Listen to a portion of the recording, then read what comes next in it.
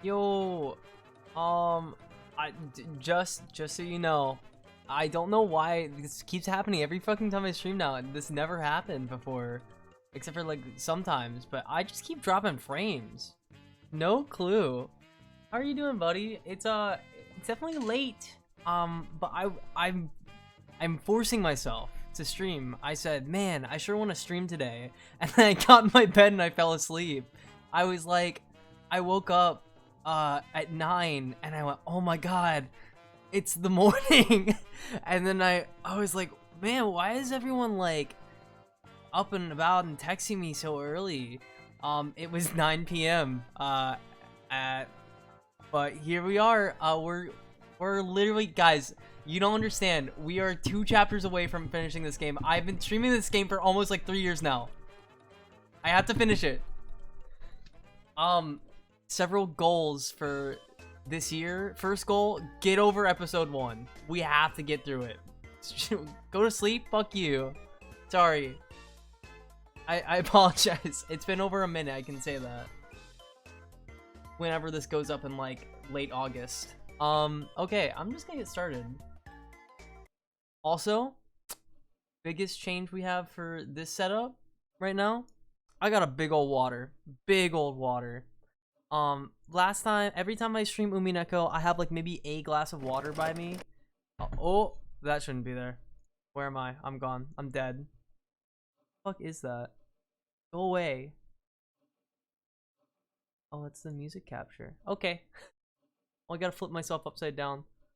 Thank you so much. Yes, I do have a big giant jug of water next to me now. Absolutely ginormous, and I will be sipping on that every 5 seconds. I'm gonna set a timer so every 5 minutes I take a sip. How do I do that? Can I just do 5 and then repeat? No, I can't. Now we'll just keep making this timer. There we go. First timer is set. We are definitely not gonna run out of voice tonight. No way, no how. Okay. I'm probably only gonna stream for like an hour anyway. I'm gonna try to stream more this week and in general, but you know how I am. No, we don't. Vertical. Bye-bye. Now I can't get in the way of Jack. Oh, 40% for frames in the last 2 minutes, 2 seconds ago? Who cares? I don't. Look at all the graphics happening right now. Even if I didn't understand it, I did realize that this room was a bundle of all his pastimes. Even so, I couldn't help but remain dumbfounded by the smell of his creepy medicine and the sweet stench that seemed to melt in my hand. What happened last time? Kanon died. That's all that happened. He got eaten by butterflies as seen by the picture. We all know. We got it. Open door sound effect number 4. Closed door sound effect number 1. Stairs sound effect number 8. Minute darkness 4. When the door was closed, it automatically made a clunk. I see. This is the auto lock that's activated whenever the door is closed. And there were only 2 keys that could open this door on moving my microphone. You don't remember anyone, don't worry about it. Look, here, we got it right now, see? They're all dead. Like, everyone's dead. Basically, every single person here, dead. Dead. How presumptuous for furniture. Fuck you. She was chosen. She's how presumptuous, how unfortunate. Don't worry. I'll be seeing her again. The old mage's wish scattered ungranted. This is but one possible result of a gamble he always knew was not in his favor. And both of which were in this room. The Unimeko guy. I know the Unimeko guy. This guy. The suit of armor right here. In other words, it had become a closed room. The shutter, the receipt, the chain, and now the auto lock. This 4th door had the most magnificent lock yet, and this was doubtlessly a closed room. Just to make absolutely sure that the room was secure, we checked all over for ways in and out. I can read. It's only in the beginning and he killed everyone. Yup. I remember me being Neko Arc. I remember that too. I can remember things, guys. It's so easy to remember. Like the chandelier here. I remember that. I remember 40% of lost frames 4 hours ago. Okay. The window is tightly locked. That should have been enough, but in this case, we tried knocking all over the walls. After all, we had talked about there being a hidden door in this room, but we couldn't find anything suspicious. Grandfather's study was very large. Even though we called it a study, it wasn't really a single room. It could be divided up into 4 basic sections. A study section, a bedroom section, a toilet and bathroom section, and a section for cooking that had a sink. Otherwise known as a cooking section. I see, this study really does have enough in it to live in. Now I see how grandfather could live his whole life in this room without ever leaving. I never want to leave my room. I love it. It's in here. It's so cool. I love the rain, the drapes. It seemed grandfather wasn't in the habit of watching TV because there was no television or even a radio in this room. We can't do anything except pass the time listening to the sound of the rain until tomorrow morning. Look at this chessboard I bought. Dr. Nanjo looked closely at the chessboard that sat on the table in front of the sofa and muttered. It was apparently the partly finished chess match she had been playing with grandfather until yesterday. The black had the white pretty well cornered, and it looked like checkmate would be reached within a few moves, the last part of the endgame. Oh, that's like what's happening right now! It's like, do you get it? Because, like, we're all dead? Even though checkmate had almost been reached, the endgame had been rushed, and in the end, was never completed. Kinzo-san, it seems we weren't able to see this match through after all. Dr. Nanjo, I was Kinzo-san's friend for a long time. Whoa, but my alarm's going off. But if we turn the chessboard around, you can see that we're all alive. None of us died, actually. Ah, water. I need to buy a big old pitcher of water. I'm moving myself more. I'm blocking Nanjo or whatever his face is. What's his face? No, can I select me? Thank you. No, there I am. Over. Ah! I clip. But I never knew more than half of him. He was always half a man. I believe 2 Kinzos existed. A wise one, and one that was trapped by madness. Some madness. I never understood anything about him. What a weirdo. Especially when it came to Beatrice-sama. It would seem like his personality changed. Turn these nuts? You're so funny. You're like the funniest person I know. You're so funny.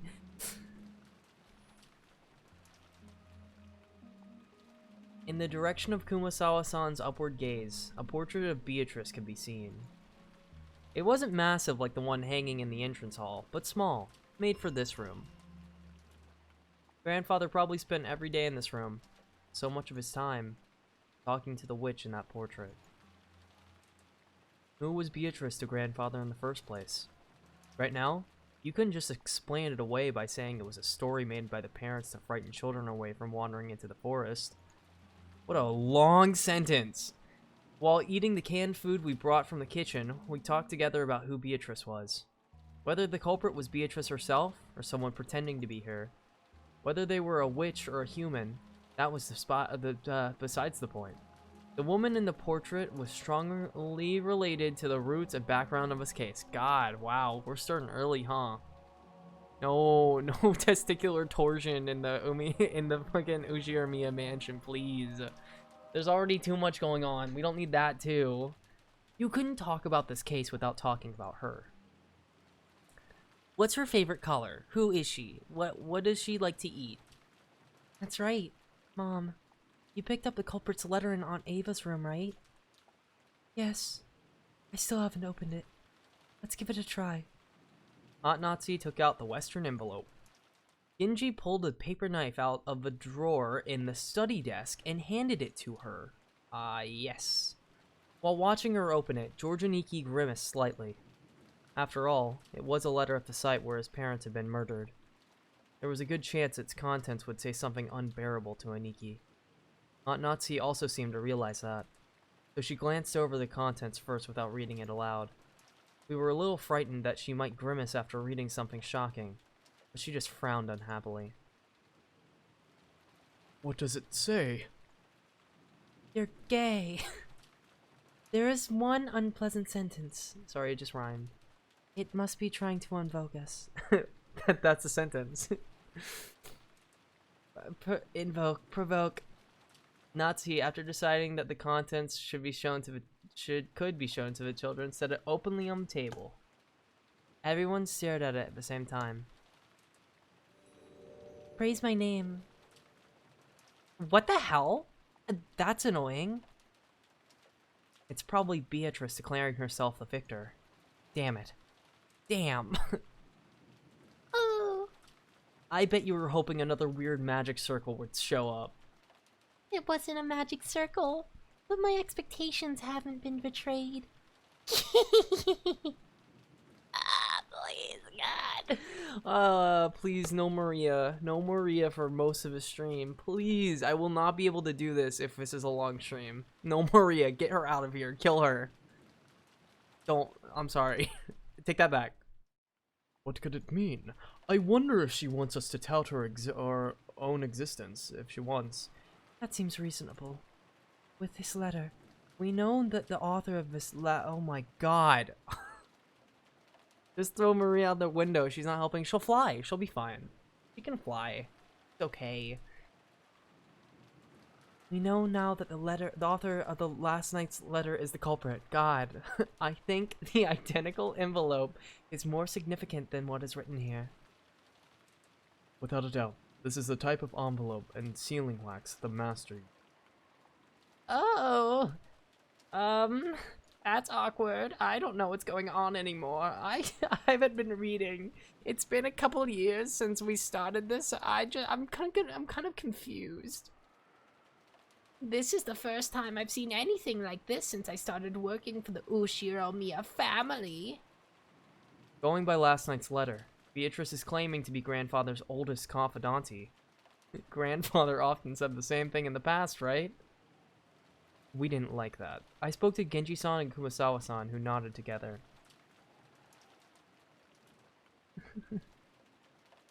Oh, don't. I don't want her to cast that.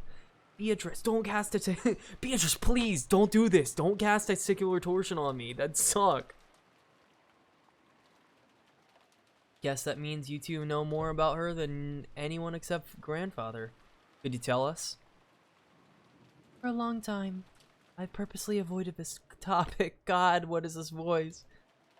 But now that it has come to this, I can no longer do so. Genji, tell us everything you know.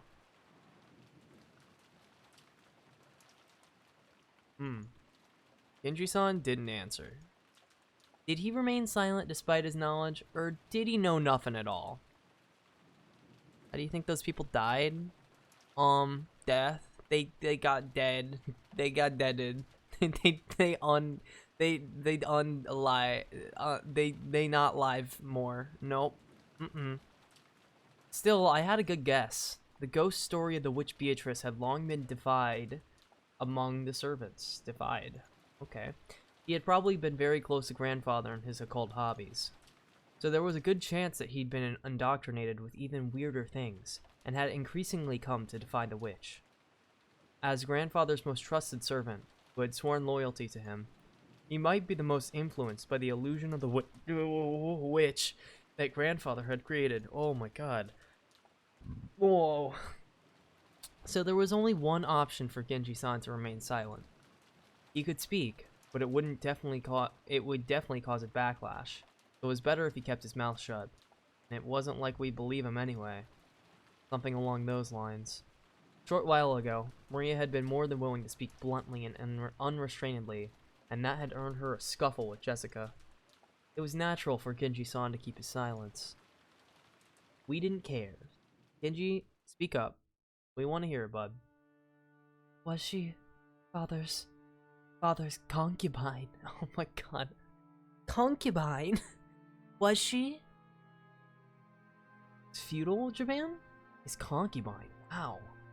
That could be possible. Not just like mistress or like, you know, other words for that you like cheated. No, concubine. That's the word we're using here. For ordinary poor people, polygamy isn't only viewed negatively from a moral perspective, it's also from an unattainable financial situation. But that isn't the case for the very rich. It's possible for them to have another lover in addition to their real wife. We can't deny the possibility that grandfather had another woman in his life besides grandmother. Maybe. When grandmother was alive, I hear she was pretty sure of it. She thought he was cheating on her. I always thought she meant grandfather's imaginary witch. Now this is getting really interesting. You should really pay attention to your screen. You told me, didn't you, Genji-san? You said Beatrice had been working for grandfather since the mansion was finished. I heard the construction of the mansion was completed in Showa 1952. That'd mean this person called Beatrice was in a relationship with grandfather since the last 30 years ago, at least. Could that concubine of 30 years ago, or maybe a relative or a hidden child with that person, hold some kind of grudge and be planning revenge? I don't know. I see. This is starting to sound just like your standard Western mansion mystery. It's a filthy topic, but the easiest line of reasoning to accept. What do you think, Genji? It's not cheating, it's concubining. Concubaning. I don't like concubines. That's me, Genji. I think concubines are stupid. The master surely had feelings of deep love for her. There can be no mistake that he cared for her more than his late wife. Who is this person called Beatrice? And what is she doing now?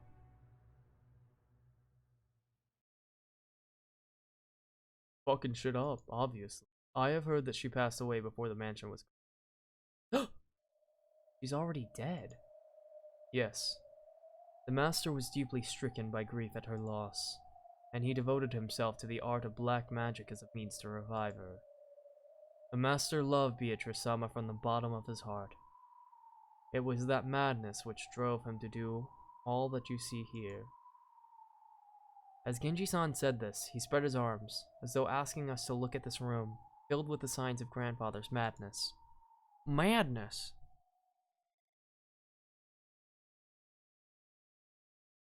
Look at all of the room, all of this one chandelier, and the two other shots that we have. We were at a loss for words. Normally, black magic seems like it'd be just creepy, and it's really hard to imagine why someone might be so enraptured by it. Oh, I love this song. Is this... what's on... World End. I love World End. We're finally getting into, like, the really good songs. Since Kinzo was just an eccentric who had restored the Ushiramiya family amidst his madness, nobody had tried to understand him.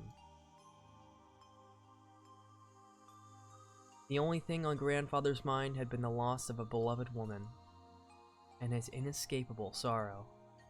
Earlier, this room had seemed creepy, but in an instant, it had changed into something we could understand completely. The creepy books, the magic circles, the medicine, all of it. It all existed simply because he wanted to revive the face of a single woman who had left this world over 30 years ago. The master only told me about Beatrice-sama's story once, and he was very drunk. When he was super wasted, like, oh my gosh, I know we're in a really, like, sad moment right now, but, like, man, was he drunk. Although I have forgotten the details. Also, my voice is very unfortunate for trying to have anything super serious. Like, I'm being very heartfelt right now. It was a deep, deep love of enough to make a woman like me jealous. When Kinzo-san succeeded the headship of the Ushimiya family, his marriage to his late wife had already been decided by the few surviving family elders. So, he was forced into a marriage with some woman who had the benefit of the Ushimiya family. Gross. I hate women. George, you can't say that. That is correct. Kinzo-san, why would he say that? Kinzo-san was installed as the head who would revive the family, and had to bear the entirety of that heavy responsibility. I do not. It's because he lost his wife. That's why. Oh man, poor guy. Not based. George is not based. Stop. Stop.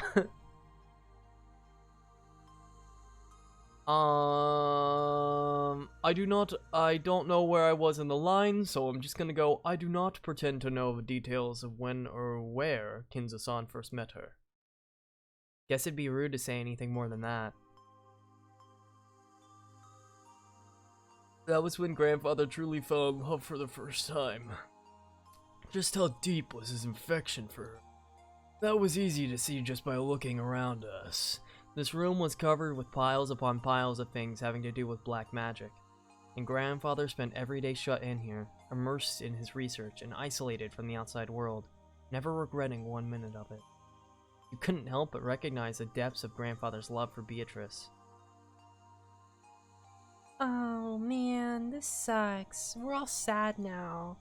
I had it wrong, Genji-san. He's just like me for real. You should get a job. Go outside. What do you mean by that?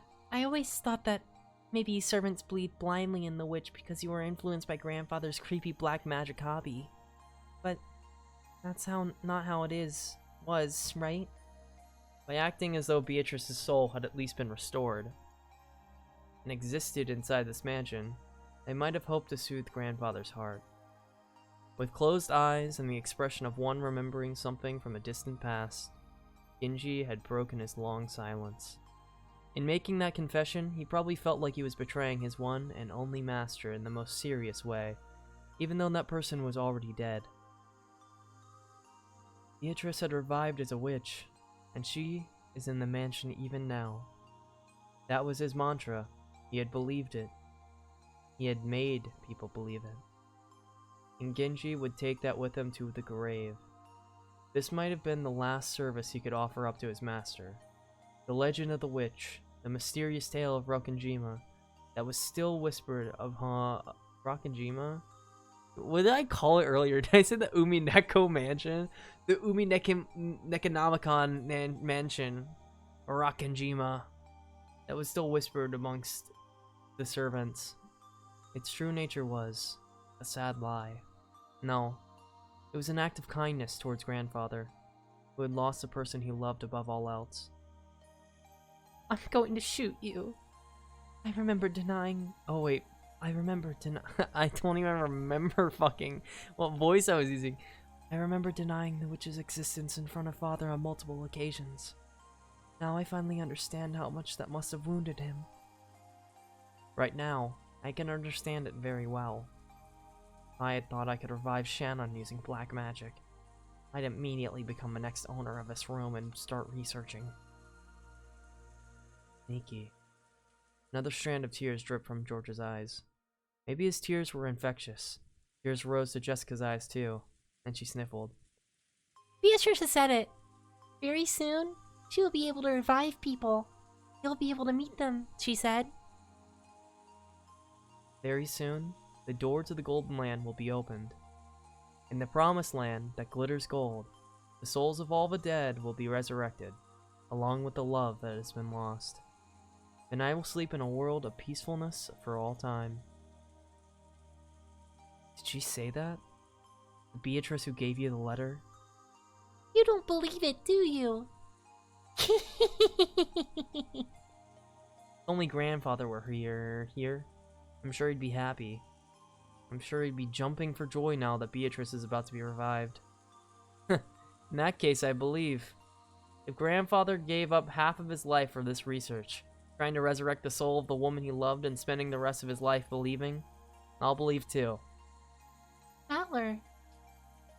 when you love a single woman for so long. The people around you catch on to it, and it becomes the truth.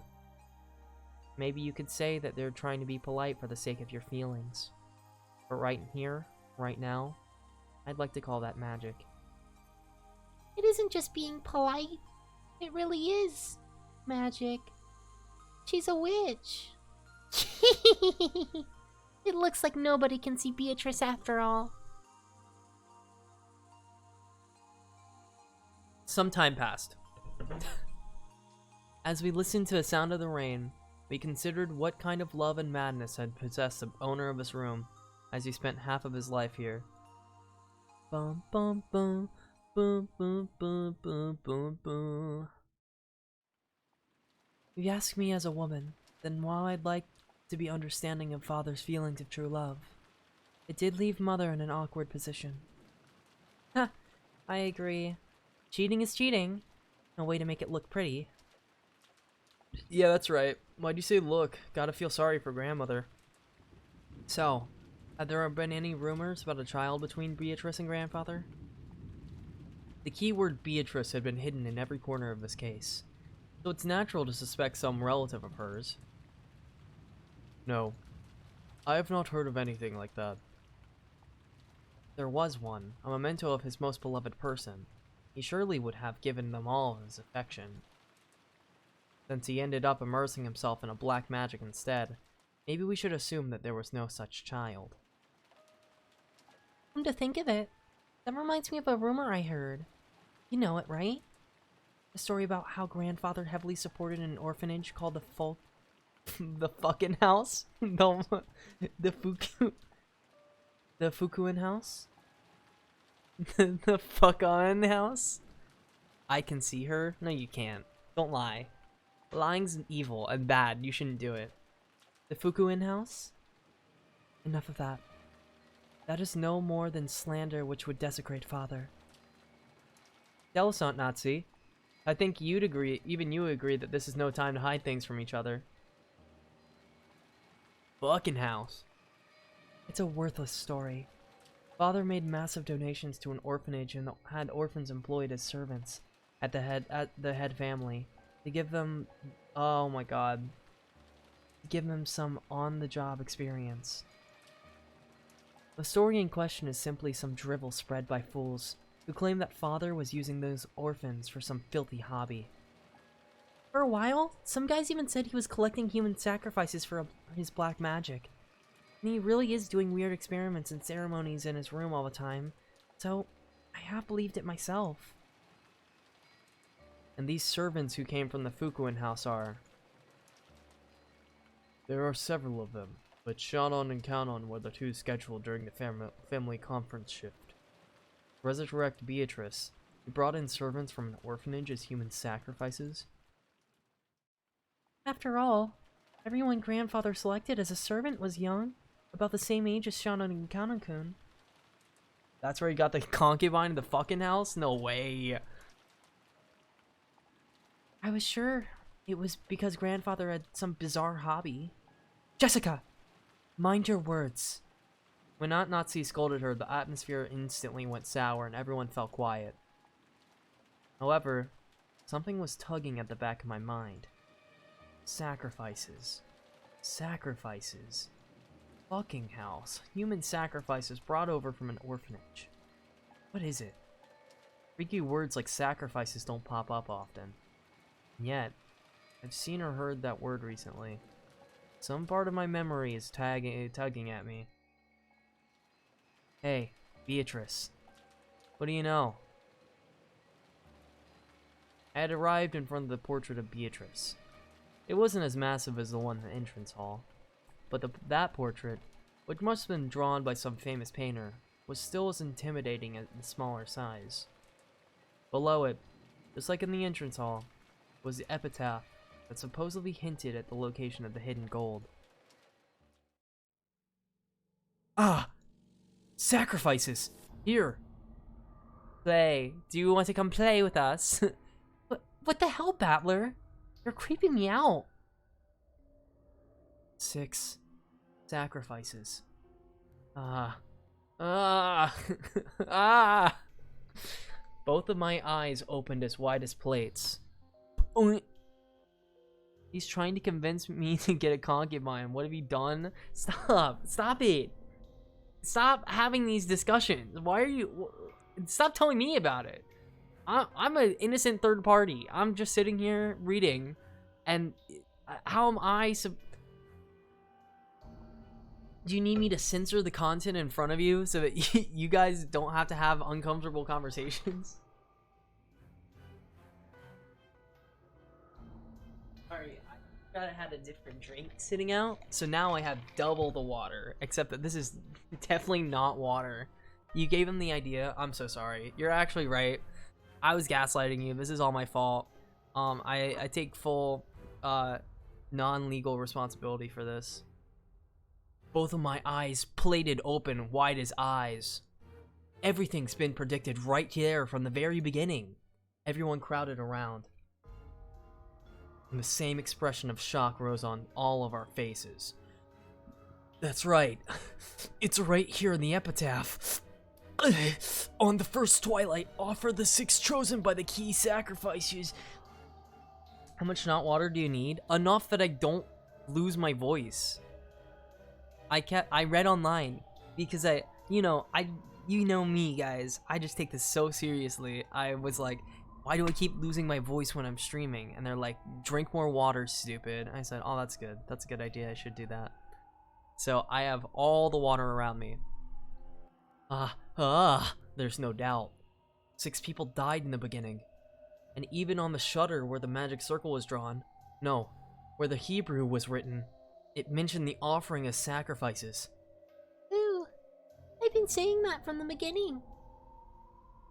That's right. Maria said it from the start.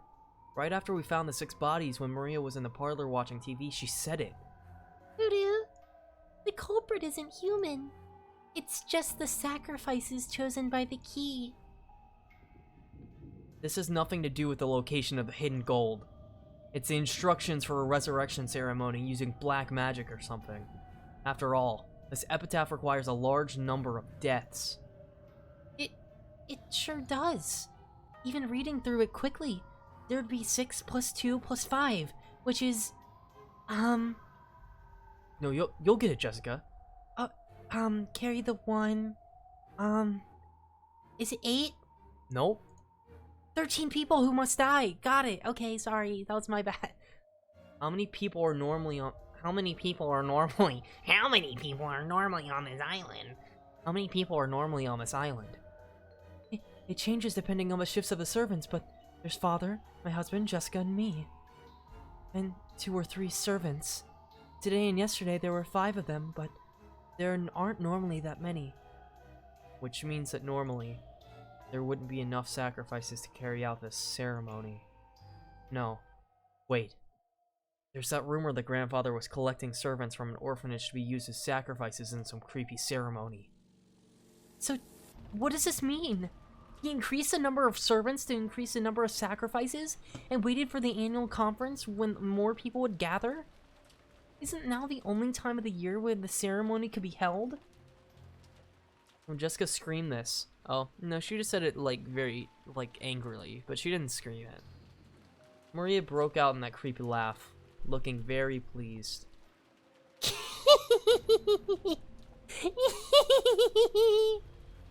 Haven't you heard of people making bets to test their fate?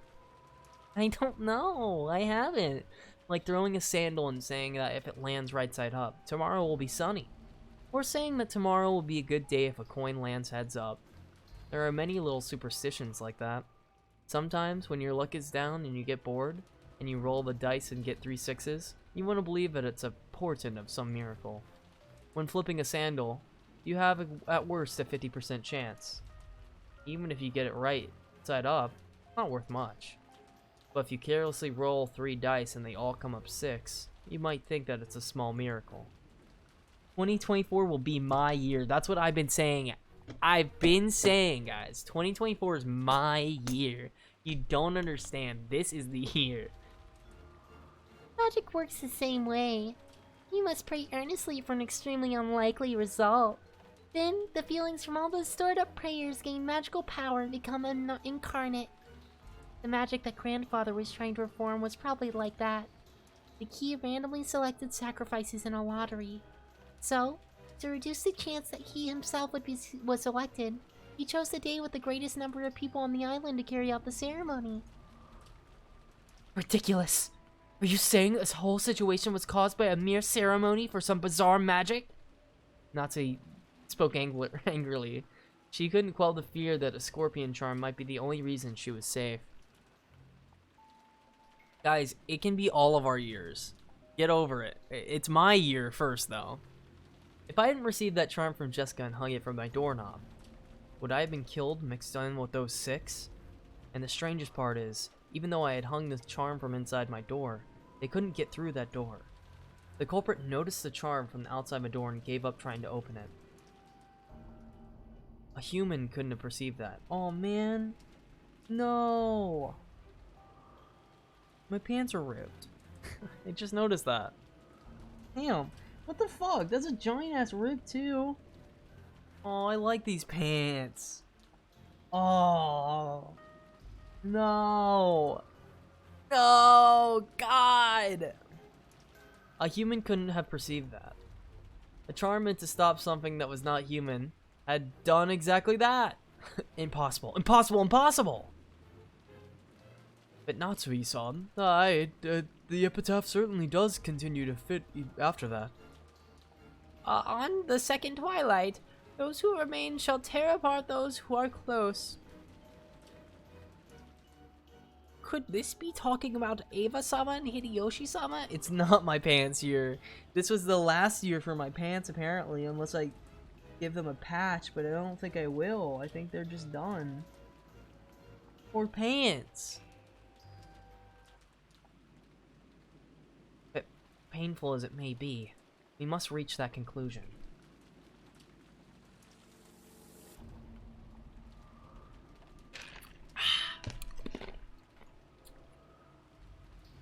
And after the culprit killed them, they left the words from the third from the third twilight. The third twilight in a letter there. That's right.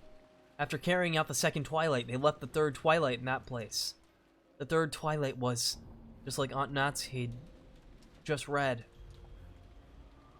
On the third twilight, those who remain shall praise my noble name. Ah, if you read it this way, it just keeps going down, doesn't it? On the fourth twilight, gouge the head and kill. Gouge the head and kill. Torjiniki's parents were killed with one of those demons' ice picks gouged into their heads. But if they were the second twilight, someone else must have been gouged in the head.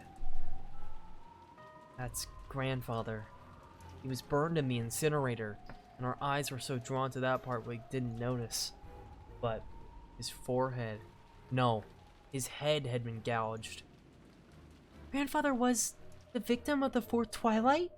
Then Kanan-kun was... On the fifth twilight, gouged the chest and kill. We thought Kanan-kun's case was an unexpected encounter with the culprit. That's wrong. From the very beginning, they planned to lure someone out alone and drive something through their chest. If the culprit had followed the epitaph this far, does that mean 3 people still have to die? On the sixth twilight, gouge the stomach and kill. On the seventh twilight, gouge the knee and kill. On the eighth twilight, gouge the leg and kill. Yes. Yeah, you could read it that way. Heep. Well, I wonder about that.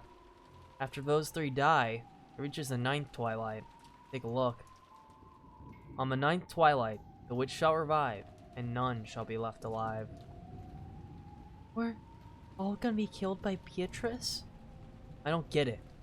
Wouldn't that mean everyone dies no matter how many people there are? What was grandfather after? Doesn't this mean the ceremony would kill him too, no matter what? It's okay if no one's left alive. Whoa, what the fuck was that? Whoa. On the 10th twilight, we will finally arrive at the Golden Land. On the 10th twilight at Journey's End, you shall attain the power of the Golden Land's treasures once and for the last time. The witch shall praise the wise and bestow 4 treasures. Grandfather wasn't afraid of dying. He was old as shit anyway. Look, at the second and third of the 4 treasures. One shall be the resurrection of all the dead souls. One shall be the resurrection of the love that was lost. The grandfather believed he would eventually be revived, even if he died partway through the ceremony. Ridiculous! That's insane! When you die, it's over, right? The dead don't come back to life. Isn't that a miracle humanity's been chasing after thousands of years that still hasn't accomplished? So what's it means? Something like, you'll be able to meet them in the afterlife or they'll be restored? If what you're saying now is right, would that mean that grandfather, whose remaining life is slim and who's been driven mad by love, is committing suicide? No. A massive forced group suicide? Oh, I probably can't even say that. Oh well. Sorry. In the future I can't say that, I don't think. They just want to have a party. A massive... What was it? They've been driven mad by love is committing a party? No, a massive forced group party? Perfect, that's the word I'm using from now on. On the last Twilight, you're gonna have a big old party. Genji, is such a thing possible? I don't know. I don't know. I don't know. The master is a man who sometimes has the wisdom to see 1,000 years into the future. However, there are times when that appears to be nothing more than madness to commoners such as myself. Okay, should we take that for a yes? What do you say, Kumasawa-san? I don't know anything. I'm just chilling out here. That's right, I don't know. Do you think I would be on this island today if I did? No, I would fucking leave, dude. I would have faked an illness or anything to take the day off, that's right. What about your opinion, Dr. Nanjo? You've been grandfather's friend for many years. I feel the same as Genji-san. Kenzo-san was a man that surpassed ordinary people. I've ever felt a sort of inhumane power from him at times. Even I don't know what Kenzo-san was thinking when he wrote that epitaph. All we can say is that even if father did write this script, someone else is carrying it all out. That's right. At the very least, there's another culprit who attacked grandfather in Kanon-kun. Furthermore, that person is still continuing the crimes, just as the epitaph says. The letter in the beginning that we didn't think deeply about, what was it that was written there? We thought back to the recitation. What the fuck? How do you even say that? I feel so stupid right now. We thought back to the... I probably said one of them right. The recitation of the letter last night. Beatrice had proclaimed something inside it. She had proclaimed that, according to her contract with Kinzo, she would collect everything of the Ushiramiya family as interest. But then she had also revealed a special clause. If someone discovered the location of the gold grandfather had hidden, that right would be lost. When the letter was read, grandfather was still alive. At that time, it had already been sealed with wax by the head's ring, which means that grandfather had handed the ring over to Beatrice while he was still alive. If we take a straightforward approach, maybe we should assume that Beatrice is carrying out that strange contract, with grandfather guaranteeing her that right. Yep. In other words, this was the same as saying grandfather knew of and approved of the contents of that letter. In other words, did we just say in other words? In other words, yep. In other words, it's basically a joint message from Beatrice and grandfather. In other words, telling us that Beatrice will start collecting interest if we don't solve the riddle. In other words, shut up, I was making a joke and it still popped up. Choose a new sentence. In other words, grandfather and Beatrice were demanding that we try and solve the riddle of the epitaph. And if we couldn't, in other words, if we couldn't, they were saying that the massacre would be carried out according to the epitaph. In other words, what does it mean? In other words, what do they want? In other words, I don't have a clue what that means. In other words, look, another letter from Beatrice. Huh? What did you say? In other words? Maria was pointing at the top of the table, where the canned food everyone had been eating just now still lay. A Western envelope from Beatrice certainly was sitting there, but so what? What the? Aunt Nazi had let out a hysterical cry, looking between her own hand and the table. Because the envelope that she had just opened was still grasped in her hand.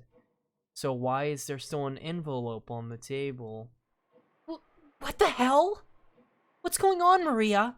Where did that envelope come from? Just now, I looked and it was lying there. Doo-doo. I don't know anything! This isn't funny. There's only 8 of us here.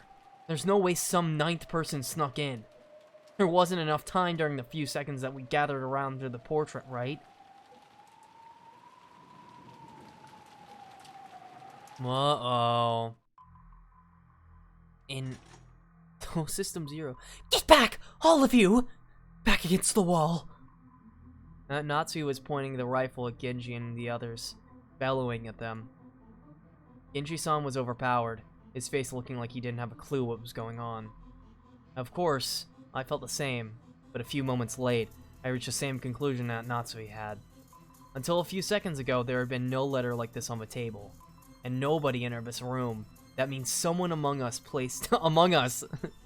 Someone please sit there during the few seconds when everyone was looking away, preoccupied with the portrait. I shut my mouth. Butler-kun, open that envelope and read what's inside. Sure. I picked it up. It was still sealed with wax. Even without disturbing its contents, I realized that this was an as of yet unopened envelope. An unknown envelope! Without relying on a paper knife, I tore it open and pulled the letter inside. Pulled out. The contents here were as follows. Are you enjoying the riddle of Kinzo-san's epitaph? As you are all probably aware, you have very little time remaining. Please abandon any naive hopes of escaping the storm after the storm passes. This game can only end with my victory or yours. When time runs out, I will win by default. There will be no ties. Make sure you do not misunderstand your current situation. That's what it says. It isn't clear who put the letter there. However, I have been able to narrow it down the list of suspects. It's you all. Madam, this is too horrible. Just before I moved towards the portrait, I set a can of food down here. At that time, there definitely wasn't anything as strange as this letter there. And at that time, Jessica, George-kun, and Battler-kun were already in front of the portrait. And they didn't leave a spot in front of the portrait until after the letter appeared.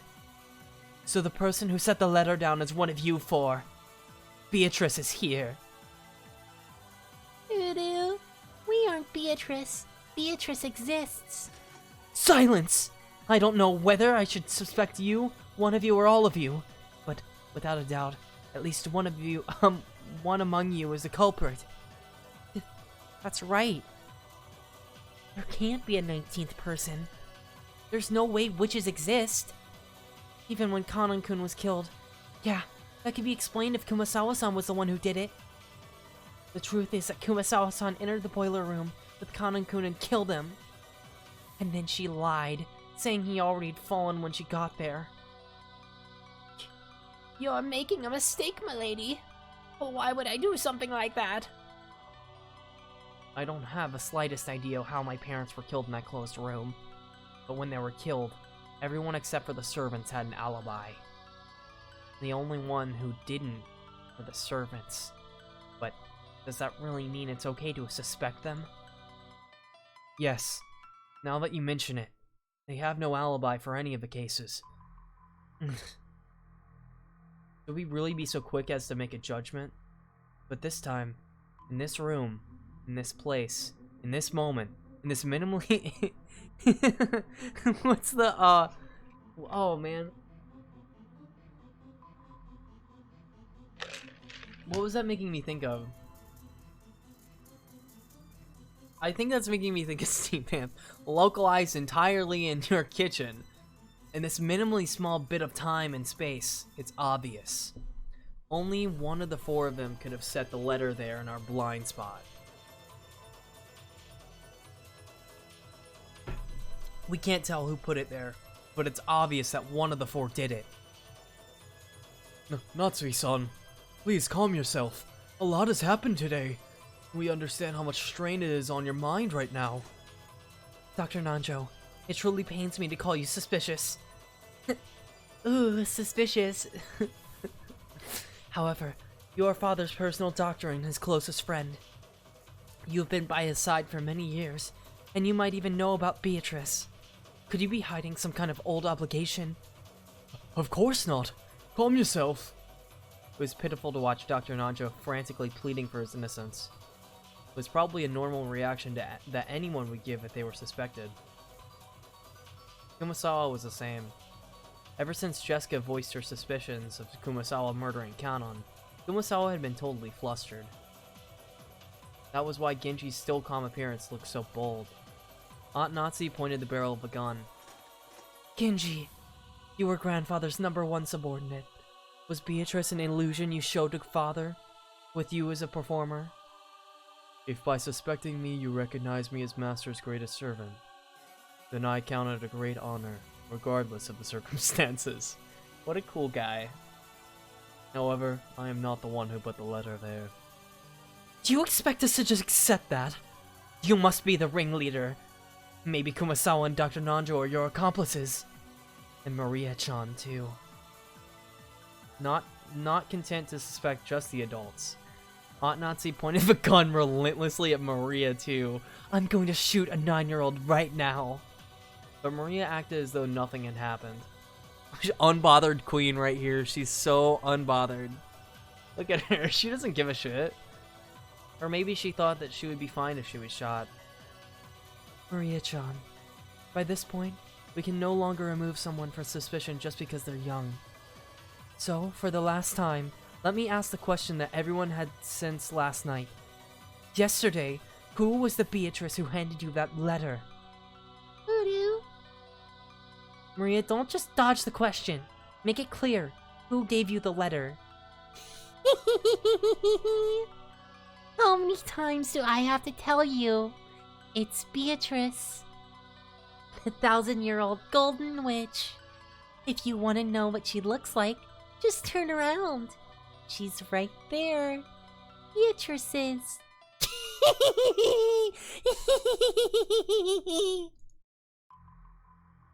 Don't mess with us, Maria! That's not my voice! Enough, Jessica, you're sounding like a man! Maria, too. Don't you understand the situation? What are you hoping to gain by saying stuff like that? Stop stirring each other up pointlessly. I don't understand. Who do you want the culprit to be? You only believe in Beatrice when you don't want to suspect one of your own. When you're trying to settle a grudge between someone who's close to you has been killed, only then do you want to believe in a human you can attack with violence and deny Beatrice. The 9-year-old murdered every single person on this island. She's the most dangerous 9-year-old ever. That's why you can't see her. Beatrice exists. You all can't see her. Silence! I don't want to label you as a culprit, but there is no longer any doubt that you enjoy making the situation unpleasant and are providing assistance to the enemy. Then what will you do? Shoot me? I don't mind. Very soon, the door to the Golden Land will be opened. Then all the dead will be resurrected. Right now, death is nothing to be afraid of.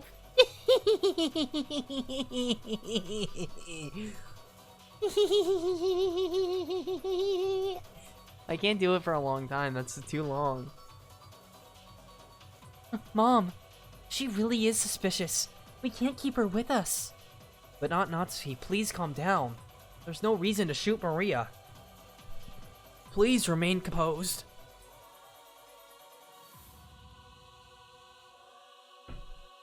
The letter was meant to provoke us, but it's nothing to be afraid of. Even the culprit is scared of what will happen tomorrow. They're scared of the police.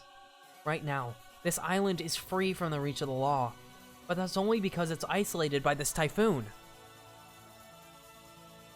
Do it? No, don't do it. Stop. Mean. You're mean to Maria.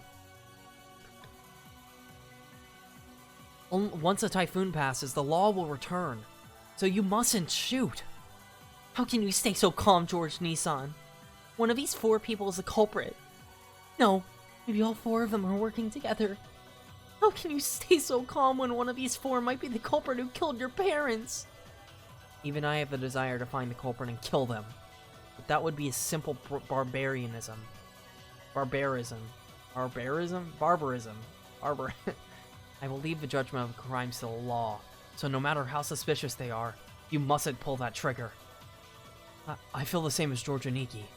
Natsuhi, get a hold of yourself for a second. Anyway, it'd be bad to shoot.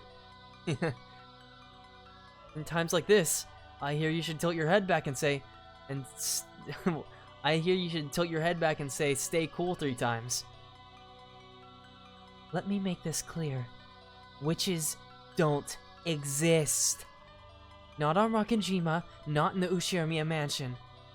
I declare it as Ushinomiya Natsuhi, representative of the Ushinomiya family. There is no witch here. I won't accept Beatrice. No matter what you're planning, I won't let you lay one finger on my daughter or the rest of them. That's my duty as a mother and as a representative to the family.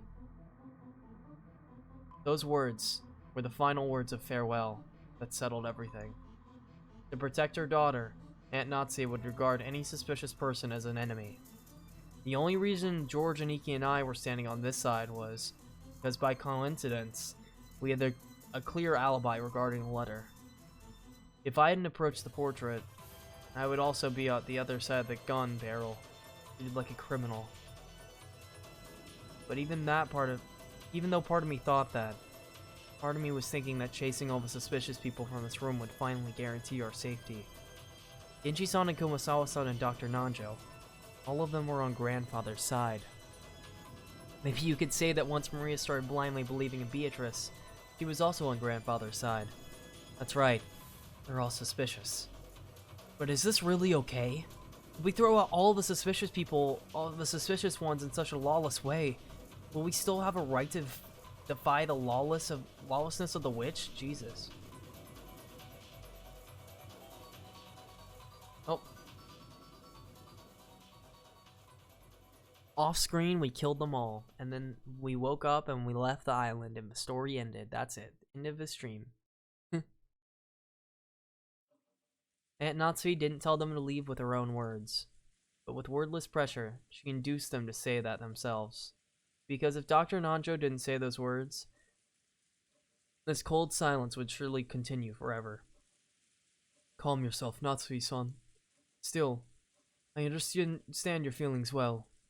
I myself feel like there's something wrong with my head after all these strange repeated incidents. So I understand well why you want to suspect us. If you really have nothing to do with this, then my actions now would be beyond rude. However, please understand.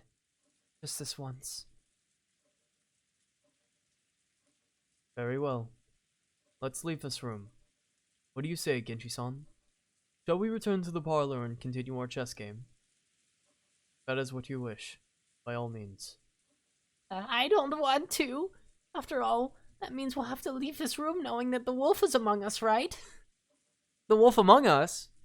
Wolf among us? Among us? Whoa. I don't want to. Madam, please forgive me. It was obvious that Kumasawa was trying to say, if she was innocent, then she was being injected into a dangerous territory along with the culprit. In the current situation, urging her to leave this room along with the suspects was almost exactly the same thing as letting her get killed. However, Kumasawa-san was really suspicious for just being the first one to discover Kanan had been murdered. At that time, everyone except Kumasawa-san had an alibi. Unless we could prove the existence of some contraption, or the existence of some 19th person, Kumasawa-san was by far the most likely suspect. I didn't want to believe it. However, Aunt Natsu and the rest were in such a difficult situation that we couldn't help but suspecting her after as well. We didn't say anything to stop Aunt Natsu from trying to oppressively chase them out from the room. We'd stopped her from shooting, but we were passively agreeing to chase the others out of the room. On top of that, Maria spoke to the fretful Kumasawa-san. It's okay. Beatrice is kind to those who respect her. You believe that Beatrice exists. So, it'll definitely be okay. I'll watch TV in the parlor. Let's go watch it together. It's so boring here without TV.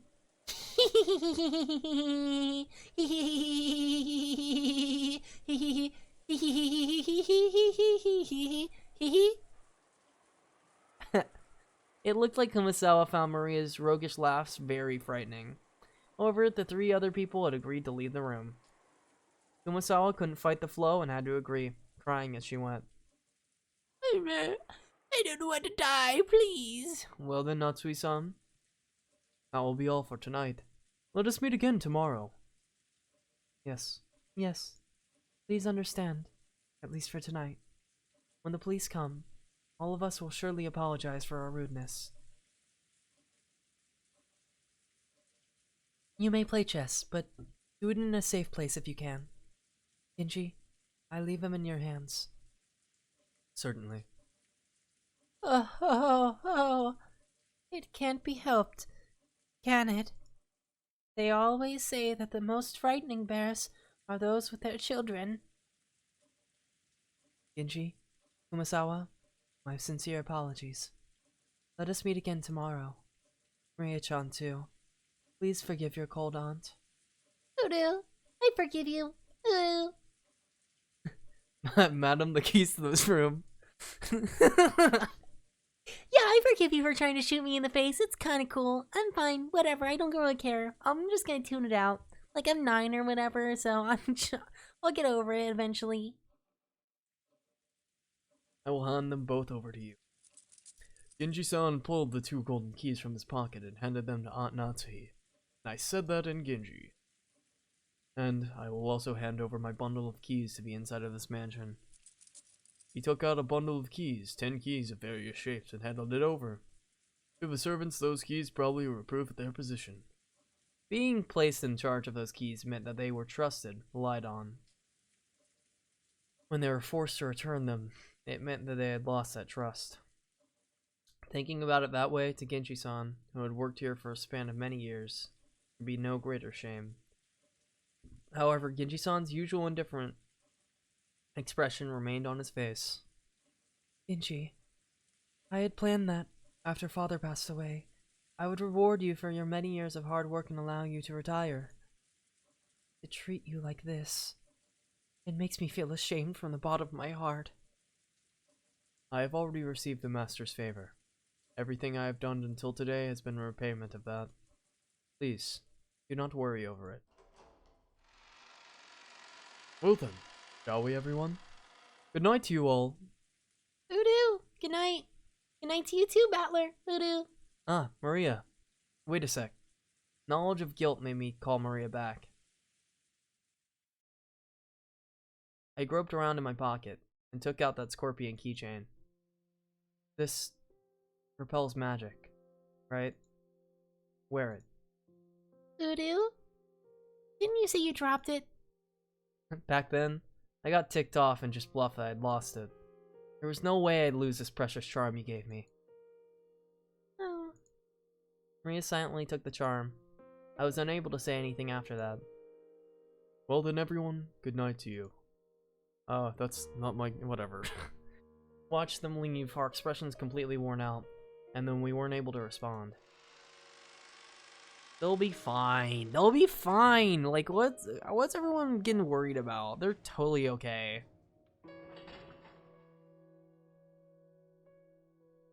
Until the door closed and we heard the auto lock, we were unable to breathe. Then we were finally allowed to take a breath. After that, I noticed that Beatrice's letter, which I had been gripping the whole time, and which was soaked in my sweat, actually had 2 sheets. The paper had been tightly stuck together, so I had mistakenly thought there was only one. There were no characters on the second sheet. The thing drawn there was a magic circle, written with a red ink like blood. Just like how every magic circle up until now had been different, this magic circle was one I'd never laid eyes on before. Inside the circle, a large red triangle with a small— it's the Triforce! It's Zelda! The Zelda one! And a small triangle were fit together in a simple design. But just as before, there was writing in Hebrew, and it seemed clear that it held some kind of meaning. I wanted to know what it could be, but we had just chased out Maria, the only person who could understand the meaning of magic circles, out of the room. I thought of this magic circle as Beatrice's second message. What does this magic circle mean? Damn it! After chasing all of the suspicious people, all we had to do was stay barricaded here until morning, and everything would probably be over. It was Ganondorf. Beatrice and Ganondorf are the same person. Once the typhoon had passed, when the seagulls cry, when the Umineko no Nakakoro ni...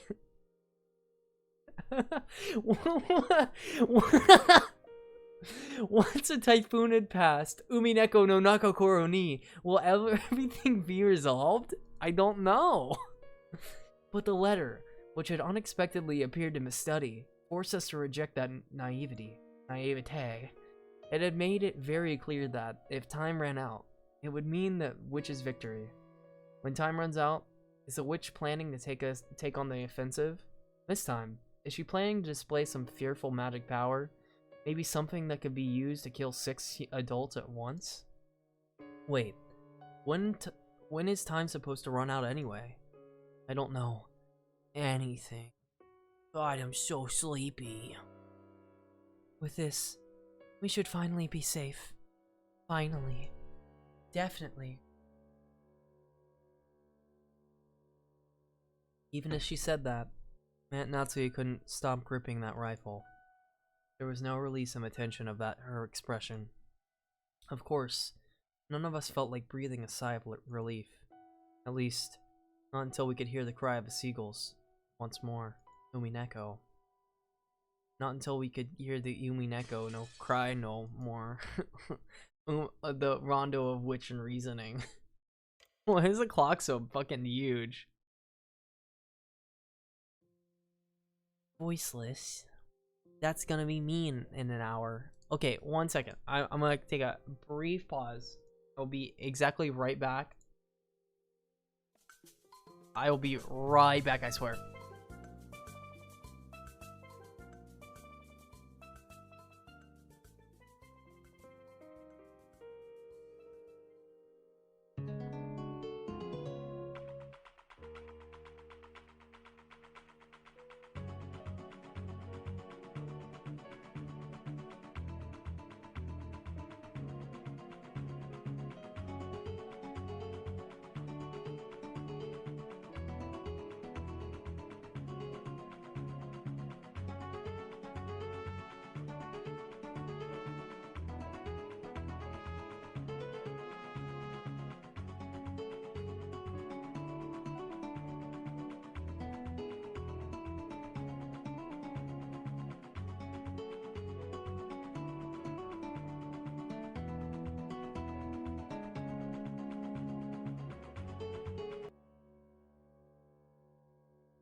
See, I told you. And what luck? We had the Link music.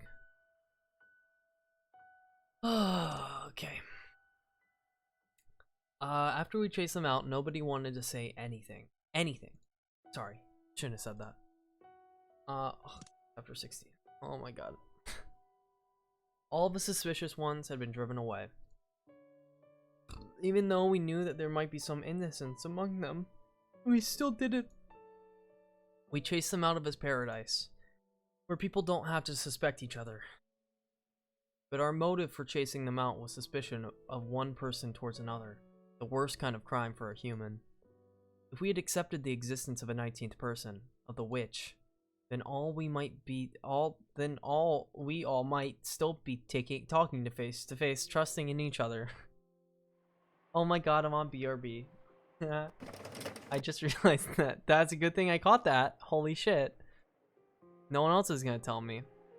In that instant, we had agreed to chase out all the suspicious people. But hadn't that been the right thing to do? During this endless silence, we could do nothing but quietly be tormented by that sin. Aunt Natsuki faced the door, without letting go of her rifle for even an instant, sitting far back in the sofa. She would probably spend that night staring at the door without a wink of sleep. Georgianiki glazed through a glaze. Georgianiki glazed donut through a gap in the Georgianiki gazed through a gap in the closed curtains by the window, looking down at the courtyard and the mansion that surrounded it. I didn't know the donut. I didn't know he was checking to see if a suspicious shadow would become visible through the window, or whether he was wondering to himself about something. Jessica was sitting sideways on the sofa next to Aunt Natsuki, the dead expression on her face. And every once in a while, though she just remembered something, she'd take out an inhaler she had used during her asthma attack and stick it in her mouth. I just heard it from Aniki, but apparently Jessica liked Kanon-kun. It was apparently so vague that she hadn't realized it herself. You know, it's the kind of thing other people tend to spot before the person in question realizes it. Which means she might have first learned of her feelings when the person she liked died. It must have been so terrible. Sad. Come to think of it, Kanon-kun was the one who handed her that inhaler. Maybe she was remembering that. I was finishing, I was fishing. I was fishing around Grandfather's study, thinking I'd researched the meaning of the magic circle on the letter's second sheet. Even though we were shut up here in a defensive position, my rebellious nature made me want to find some key, some way to resist. I just had to look around. I can't stay still. After all, we've got plenty of time before tomorrow morning. Who could fault me for how I used that time? No one else showed that much interest in the magic circle. Its meaning was unknown, and once we understood it, we were sure to find some message that would cause us unnecessary anguish. I felt the same way. However, I couldn't just ignore it. I killed time by going through the motions of researching it. You sure are enthusiastic. Did you find anything that might serve as a hint? Not a thing. First tough part is finding a book written in Japanese. Just how many languages could Grandfather read? He's incredible. Aren't you tired, Battler-kun? You should take a rest while someone else stays awake. Aunt Natsuki said she'd stay up all night for us, but there's no way your body can handle that. We should take turns sleeping. And you sleep first, Aniki. I'll keep researching till I get sleepy. You mean that magic circle just now? Yeah. We've got plenty of time to kill. I thought it'd be interesting to find what kind of message Beatrice-sama put in it. Get a rest. Mess around with stuff like that and you'll end up getting possessed by something weird. Don't worry. I've been certified by Maria. She said I've got no spiritual talent at all.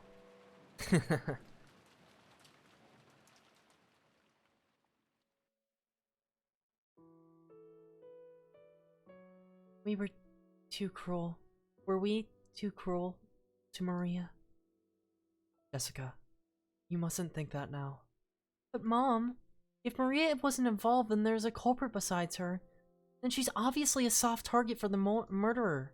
She's killed because of this? We've just left her to die. A gloomy silence settled once again. It looked like Jessica regretted letting her emotions take hold of her and snapping at Maria. She had always been like that. Always acting tough and regretting it later.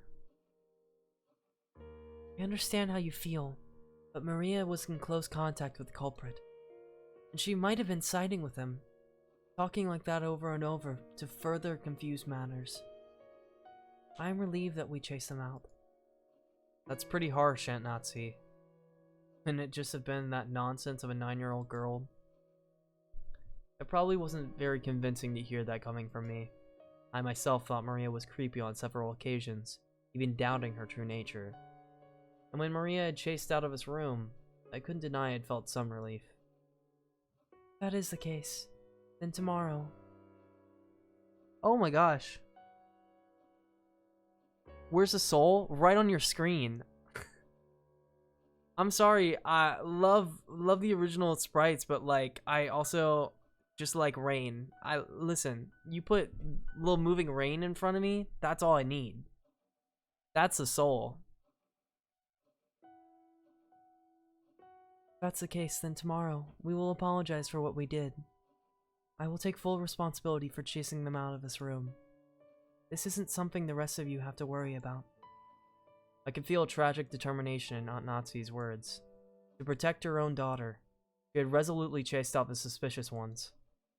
And if, as a result, she had to watch the people who had unfortunately been suspected die, so be it. She was prepared to take full responsibility. Why does Maria have to keep saying stuff like that? She's just bringing about her own ruin. I think the reason Maria-chan adores witches and magic so much might be Aunt Rosa. Aunt Rosa? What does she have to do with this? Didn't you realize it too, Battler-kun? Maria-chan's real father ran off somewhere a long time ago. Although Aunt Rosa tried to confuse the issue, by saying he's on a foreign business trip. Talking about Rosa-san's family has become it's a little cringe to talk about, kind of taboo in this Ushimiya family. I think Aunt Rosa thought about remarrying, but I also believe Maria-chan may have become her shackles and made that quite difficult. After all, she sometimes got really emotional and hit Maria-chan. I agree with you there. It looked like Aunt Rosa was trying hard to like Maria, which means that she didn't really like her. She might have thought Maria is someone who stood in the way of her remarrying. I think that emotional rejection from her mother must have left some deep scars on her young heart. So, she learned that this occult hobby from somewhere and immersed herself in it to bury her holes in her heart. Did you know? Did you know? Maria-chan, the image of a witch isn't negative at all. Remember yesterday, at the beach, when she showed us her notebook? Yeah, it was full of those fun-looking scribbles. Yesterday, when we were down at the beach, downing the witch, Maria got all riled up and started explaining about witches. And not one of the pages had shown a picture of an ugly witch. They were all brightly colored, beautiful, cute witches who looked like they were having fun. Just chilling out, chillaxing at the beach. There was absolutely nothing sinister about them, like a boy might have imagined. They were beings adorned with beautiful dresses, who could grant anyone's dreams with their mysterious magic, and who had made everyone happy. That's definitely all the witches in this game. They're so cool. So awesome and epic. Sorrow of not being loved by her mother. Had Maria sought help from witches as beings who could give her happiness and save her? Someday, a witch would come, and using her wonderful magic, would bring Maria happiness. Even though she believed that, as she grew older, she had to face reality as her fleeting dreams were sliced into ribbons one by one. If something claiming to be the Witch of Rokenjima appeared in front of a girl like that, whispering that she'd take Maria to the Golden Land, where Maria could be happy. This is awkward. Now that it's come to this, I want to confess what's in my heart. Throwing out Maria-chan. No, Genji-san and the rest too. Probably the wrong thing to do, I think. It wasn't pleasant. Since Jessica had been the one to face them and slam them with the words of rejection, her conscience must have been tormenting her a lot right now. Then, how do you all explain that letter? No one could have said it there except the 4 people standing behind us. I made sure of that with my own eyes. If those 4 are innocent, how was that letter Jessica placed in a closed room with 8 people? That's right. When you put it that way, those 4 really do seem suspicious. But it's all useless. It's all useless. Useless? What is? Right. It might not be worth anything anymore. But let me spin the chessboard around again. In other words, if one of those 4 really was the culprit, isn't that weird? That's right. Wasn't setting that letter openly on the table the same as confessing that one of them was the culprit? You're right. That's weird. If they were going to do it, you'd think they'd put it in the crack of a door, for example. Make it look like someone had slipped it in from the outside. Of course. They should have known that they'd be suspected if they didn't make it look like the culprit was outside the room. Yeah, that's it exactly. If the culprit was one of those 4, setting that letter right in the middle of the table would have been both risky and meaningless. But putting aside whether that trick was used to set it there, if we assume the culprit is someone other than those 4, in other words, someone who is outside the room, he loves chess. This guy... this guy loves one thing and it's disgusting. It's just chess. Someone who is outside the room.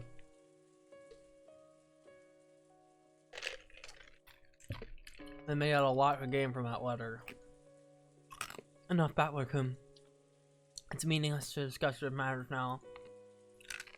Natsuya-san quickly guessed what I was getting at. No, maybe she had thought of it long before I had, and then simply held her tongue. If the culprit's outside the room, then they'd totally be stuck the moment that we shut ourselves in the closed room like this. That's right. That's the same as my theory about how grandfather disappeared from his room, isn't it? That theory was that grandfather left the room on his own accord. If the culprit had used some tactic to lure him out, grandfather left of his own accord, then... Stupid. Come to think of it, when we found the scorpion magic circle on the doorknob to the study, Maria had said it herself. Beatrice couldn't get through this door, but she could induce someone to leave of their own accord. Which would mean we fell for the culprit's trap completely, and sent out some new potential sacrifices. Inshisan and the rest aren't fools. When they try to protect themselves, they should find the next safest place after this room. They will definitely be able to hide themselves in there. Aunt Natsuki hadn't answered the question. Aunt Natsuki herself had realized that if the culprit wasn't in our group back then, that letter would make sense as a trap. However, it wasn't worth the risk of calling back the people who she had once thrown out. Aunt Natsuki right now, her greatest and only duty was to protect the children. By her thinking, in order to do that, a few sacrifices were unavoidable. Hey, Aunt Natsuki, let me say something a little harsh, okay?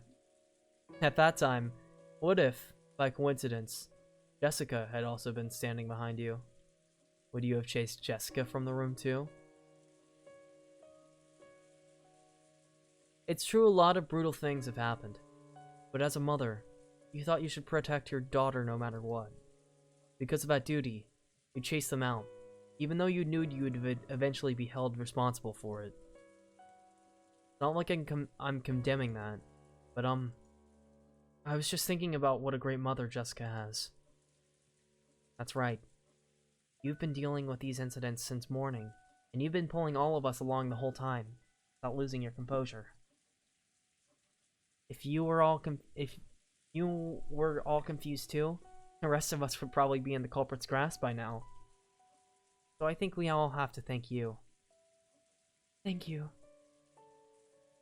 So, what you two are trying to say is that you want her to act as Maria's mother too? I always thought of Maria as like a real little sister and adored her, and yet a few things happened and I got a little confused. I've said a lot of mean things to her, hurting her. Mom, please, let's stay together with Maria. No, everyone. There was no culprit among us. The culprit in this case is the witch Beatrice, okay? So let's stop suspecting each other. Aunt Natsuki closed her eyes for a short while. Was she coping? Was she coping with her, her throbbing headache again? Or was she thinking of something? You are my precious daughter. The one I finally received a whole 12 years after I married my husband. I would become the worst kind of demon to protect you. That was some pretty strong language at the end there. She realized very well that her words were an idealized view of what a mother should be. Even so, she was strongly resolved to protect her own daughter, even if she had to become a demon. That was her guilty conscience tormenting her. The day's been so long. So many things happened in one day, and we've been driven into a corner so thoroughly. I wonder if we have the right to greet tomorrow the way we are now. There it is. Found it. It's this magic circle. Inside the book I'd been flipping through, I found the same magic circle that had been drawn on the second of a sheet of paper. George and Nikki peered at it as well. The Triforce. This magic circle's name was the Third Magic Circle of Mars. The Hebrew written on it was from Psalm 77, verse 13 of the Old Testament. What God is so great as our God? The meaning of the magic circle was discord. Discord, I'm howling at the moon. Agitate internal divisions and cause the enemy to bring about their own downfall. Well, we got fucked. Wait a second. Wait, seriously? Could there be a more fitting way to describe our current situation and mental state? We couldn't help but be stunned into silence. So, this letter was a trap? How did they place it here? There wasn't anyone in this room except for the 8 of us, right? Anyway, let's ignore how it got in there for now. The culprit was after just one thing. They wanted to spread the seeds of doubt inside this impregnable room, and use us to throw away the sacrificial sheep out. In that case, they're after the people who went out of the room. Mom, what should we do? Those 4 are in danger. It wasn't surprising that Aunt Natsu remained unpleasantly silent. Even if this was a trap set up by the culprit, even if the 4 had been chased out of the room and were in danger, it had nothing to do with the safety of the 4 people in here. There was no way to prove the innocence of the 4 people we chased out. We're willing to let them die, and we shouldn't leave this room no matter what. That way is the safest. At that time, suddenly the piercing sound of a phone rang throughout the room. It was the antique extension phone set up on the table in a grandfather's study. It rung right after we'd start talking about the letter being a trap. It was natural we'd think it was an SOS from the ones we chased out, but then Aunt Natsu spoke. Why a phone call? The phone should be broken down and unusable. That doesn't matter. If it's Maria-chan calling for help, I added the chan there for some reason. If the problem with the phones is was the culprit's work in the first place, then this call is probably... With that one sentence, the ring of the phone, which had once sounded like a scream for help, now started to sound like a ghastly lure for some unknown person. Aunt Natsu hesitated over whether to pick up the receiver. Let's pick it up, Aunt Natsu. The phones might have been fixed for some reason. It could still be an urgent call from Maria-chan and the rest. That's right. And if it's actually a call from the culprit, bring it on. We don't have to listen to what they've got to say. It's just a phone call. No matter what they babble through the receiver, it's not like it's gonna hurt you. You don't pick up, then I will. I will take it. Hello. I stretched out my hand to take the receiver, but Aunt Natsuki grabbed it before I could reach.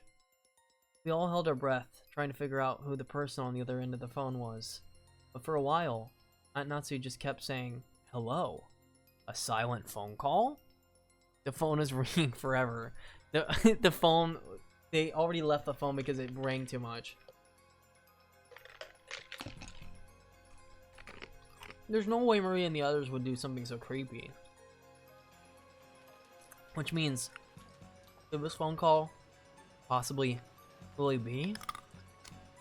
Natsuki stopped repeating hello and strained her ears. Because she thought she heard something far away on the other end of the receiver. What was that? Huh? Is someone signing? Singing? Singing? I know. What do you mean singing? Happy Baba, happy birthday to you. Happy birthday, my dear. I don't know. Faintly, from the other end of the phone, I can hear someone singing. I wonder what it could be. Give it here for a sec. Hello? I had forced the receiver from the stunned Natsui's hand and pressed it against my ear. At first I didn't hear anything.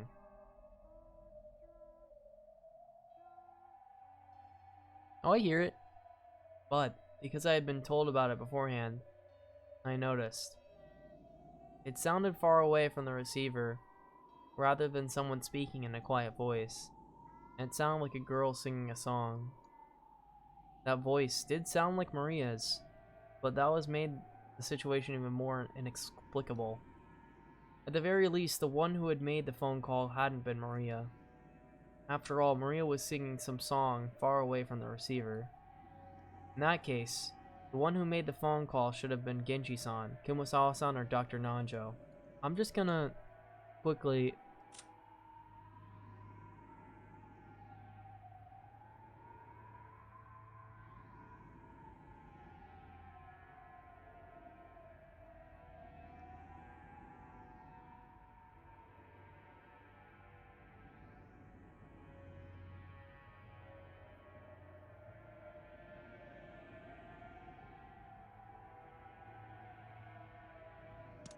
There we go.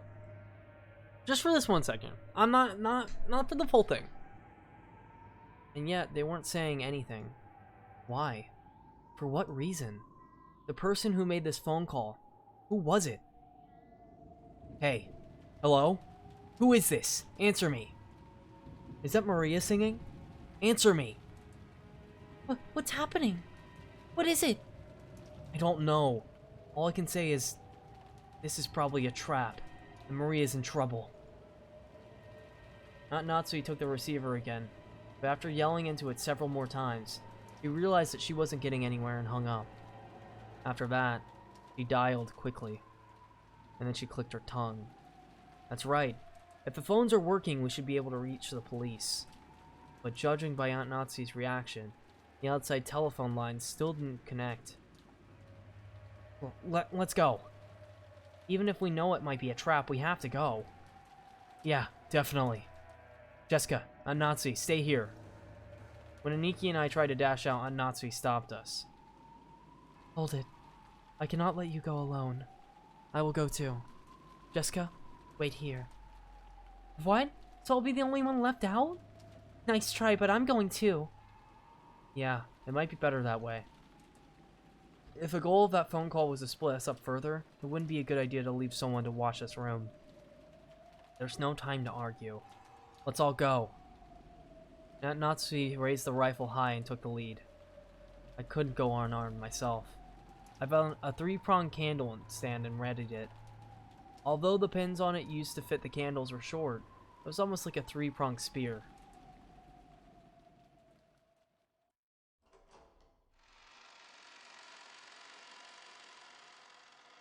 Then, the 4 of us left the study.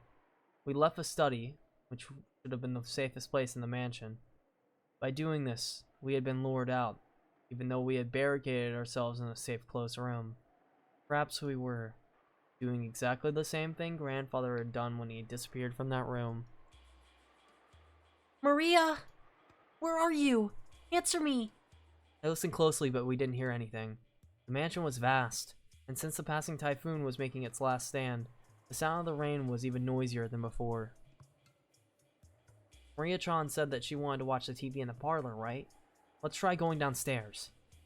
That's right. Let's try there.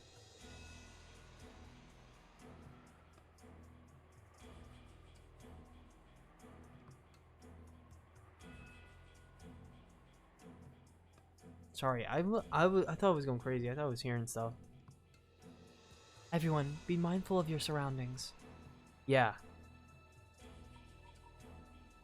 With Aunt Nazi in the center, her rifle readied and her finger on the trigger, we moved in a group, our backs together, checking our surroundings in all directions. It was as though the magic of the circle designed to spread discord had worked. We had split up, and furthermore, had been dragged out into this dangerous territory. In other words, even now, we were doing just what the culprit wanted us to do. This was a separate world, where it wouldn't be odd for anything to suddenly occur. Aunt Nazi nervously pointed the barrel of a gun at every dark spot and shadow. It felt like that motion was out of fear rather than caution. But the rifle she held in her hand should have been a trump card that the culprit feared. You know, I've been thinking, it wouldn't be impossible to stick one of those ice picks into someone's chest, like Kanakun's case. But splitting the skull and sticking them into the forehead like my parents' case wouldn't be that easy. You think the culprit had some kind of animal strength? It probably had some kind of weapon, device that can shoot or pound in those ice picks. That handle was too short to be driven in deeply by a human strength alone. Either way, they should have enough force to break through a skull. I heard Kanon's wound reach as far as his lungs. If you happen to see your opponent, don't go forwards. You mustn't move away from my back. Just how sinister and frightening was this weapon that could shoot those creepy ice picks? And could I do anything in combat it with just this candle stand in my hand? In the first murder, the culprit probably assaulted all four of our parents at once and may discuss our inheritance problem in the dining hall.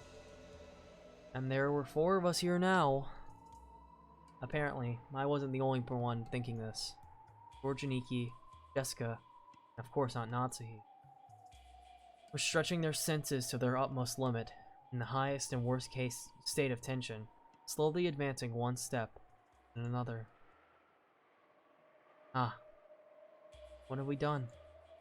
Because of the seeds of doubt spread by that one letter, we threw Maria and the rest into the middle of this terrifying world. We finally reached the first floor. The parlor was just across the hall.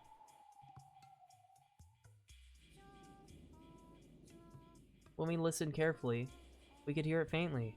Maria's eerie singing voice. She wasn't singing naturally, as though she were in a good mood. She was singing mechanically, like she was at a graduation ceremony and she'd been ordered to. The song where she sang was just a common folk song, one that everyone had probably sung in school one time or another. But why that? In the middle of the night, alone, with all of her heart, over and over. Why? Right after leaving the study, we had called out in loud voices, asking Maria where she was. But this time, no one said a single word. We hid our breath in the sound of our footsteps, and intensely focused on our surroundings to the point of being completely high-strung. We stepped forward. The door to the parlor was closed, but we could hear Maria's singing voice through it. Aunt Natsuhi put her hand in the handle of a doorknob when George and Iki stopped her. I'll open the door. Aunt Natsuhi, Battler-kun, ready your weapons. Understood. I care. They might attack as soon as we open it. George Nissan, watch yourself. Sure. And I'll open it. Huh? He tried to open it, but immediately felt the hard resistance of the lock. Aunt Natsuhi took a bundle of keys from her pocket and gave them to George. There were about 10 keys, and none of us had a clue of which was which. Because of this, George had to fumble loudly and test several of the different keys. Ah, oh, fuck, maybe this one? No. This one. Damn. Well, guys, I think we just give up. We gave a good old college try. George, open the door. Since we had hidden our footsteps, preparing to make a surprise attack on the roof, this felt almost fatal. The whole time we could hear Maria's voice in the parlor, singing the same song over and over. It was like a broken, crazy cassette tape. We'd been in that room almost constantly since morning. All the frightening things that occurred outside that room. That left us with the impression that only this room was safe. That baseless impression was quickly falling apart. It's open. Thank you. George-kun, Jessica, move behind me. Aunt Natsuhi, Let's jump in at the same time and split up in different directions. If we stand around after opening the door, those ice picks might fly through the center. I agree. Ready? I really wish I could say no. I readied myself. If they're gonna be throwing ice picks, I'll whack them with this candle stand. Go. I thought that was... No, that's probably Natsu that said that. Did she say that? Oh, she said that really manly. Natsu and I ran through the door before flying into the parlor, quickly splitting up left and right, searching the parlor for someone who might be waiting for us. But what our eyes laid upon is an incredibly strange sight. The parlor was stained with blood. This place where we spent almost the entire day, where we pressed in together to protect ourselves from some unknown malice, had been stained with fresh blood and had become an ocean of blood. On the floor laid Genji-san, Kumasawa-san, and Dr. Nanjo, their entire bodies stained bright red with blood. Oh, that's not where I wanted to go. Tips. Oh! No, I already had that. Oh no, these are tips. I don't need these. I need characters. Nanjo. On the 7th night, gouge the knee and kill. On the 6th night, gouge the stomach and kill. On the 8th night, gouge the leg and kill. Found in the parlor with a weapon resembling an ice pick having been rammed into her calf. Her face smashed. Corpse found, nope. Found in the parlor with a weapon resembling an ice pick having been rammed into his stomach, his face smashed. But the only way we could identify them was by their clothes. That was because, that's right. This is how the whole tragedy started. Their faces, just like our smashed up parents in the shed. You couldn't tell where their eyes stopped and their noses began.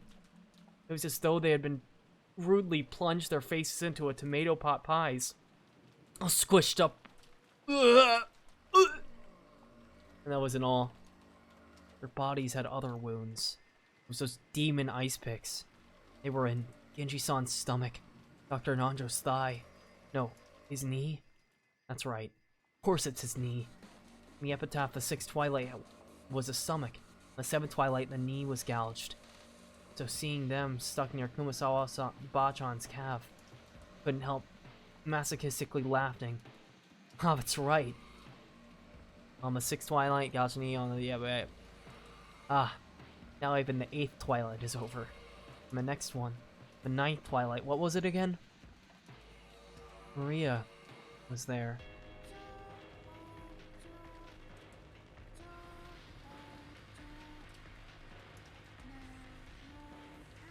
Well, they're all dead. Good job, Max. I didn't do anything. I'm not Nazi.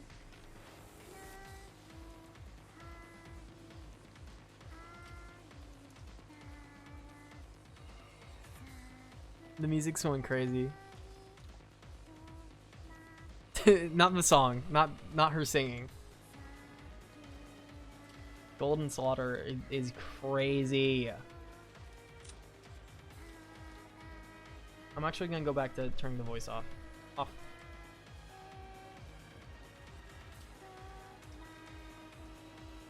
Turn this back on just in case. The voice will stay off. Oh, so sorry guys. We're in just the middle of whatever. Sorry that you're wanting to like listen to the game, but we're actually like doing something right now. So like, she was facing the wall in the inner part of the room, standing stock still, completely alone. She faced away from this horrible scene, standing by the wall, singing her song over and over again. There was nothing else in the room, just the corpses of the 3 who had been brutally killed, and the phone receiver, which was still off its hook, proving that this was the room all came from. Just that, and Maria were back to the scene. She kept on singing facing the wall.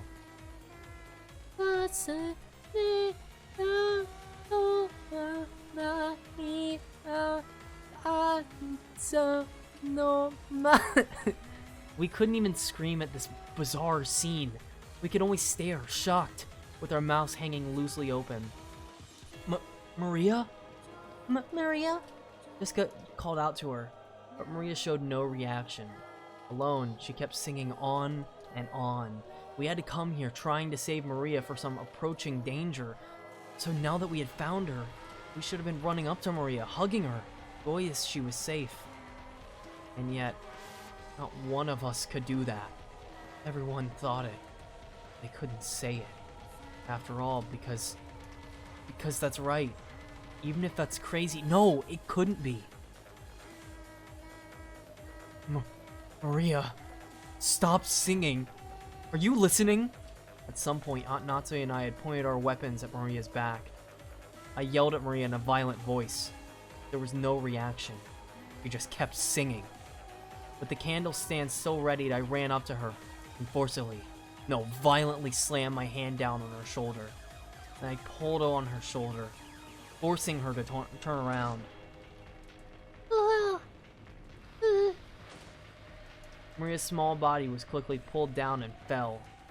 And, as though unhappy at having her singing interrupted, Maria looked into my face with her usual expression. Even in this gruesome situation, she was just like normal. Maria, what is this? Who did it? Beatrice. Cut the crap! I threw the candle stand I'd been holding against the wall. The violence of the reckless sound should have gone straight into Maria's heart, but Maria's expression didn't change at all. Quit it, Battler-kun, Maria-chan. This time you should have seen the face of the culprit who killed these three. Was the culprit the same Beatrice who gave you the letter? Voodoo. Beatrice. Well, in that case, it's certain. There is a 19th person. Beatrice does exist. Then Maria, will you at least tell me this much? How did they kill these three people? What did they use to kill them in such a brutal way? I don't know. How could you not know? It happened in this room. Are you trying to tell me you were so absorbed in singing you didn't notice? Calm down, Battler-kun. Maria-chan, talk to me, okay? Orjaniki, as he always did, crouched down next to Maria. Their eyes met and he talked to her very kindly. Maria-chan, why were you facing the wall and singing? Voodoo. Beatrice said to face the wall and keep singing for a long time. Voodoo. So did Beatrice come here? Were Genji-san and the rest still alive then? Voodoo. Everyone came into the parlor together and sat down. Genji-san made sure to lock the door. It was locked when we got here. But then, how did Beatrice get into the parlor? Voodoo. Beatrice is a witch, so locks don't matter. She turned into butterflies and came through the crack in the door. Huh? Calmly joking at a time like this? Like hell that happened. What are you saying? You can't believe it? That's why I didn't want to say. No matter how I say it, you won't believe it.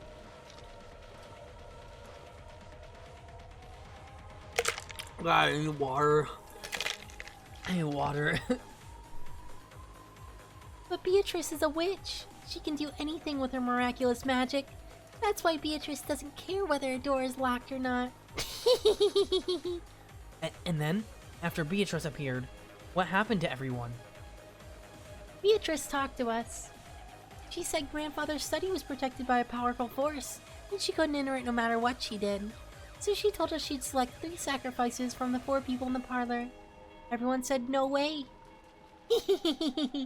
Kumasawa-san kept saying no way, no way.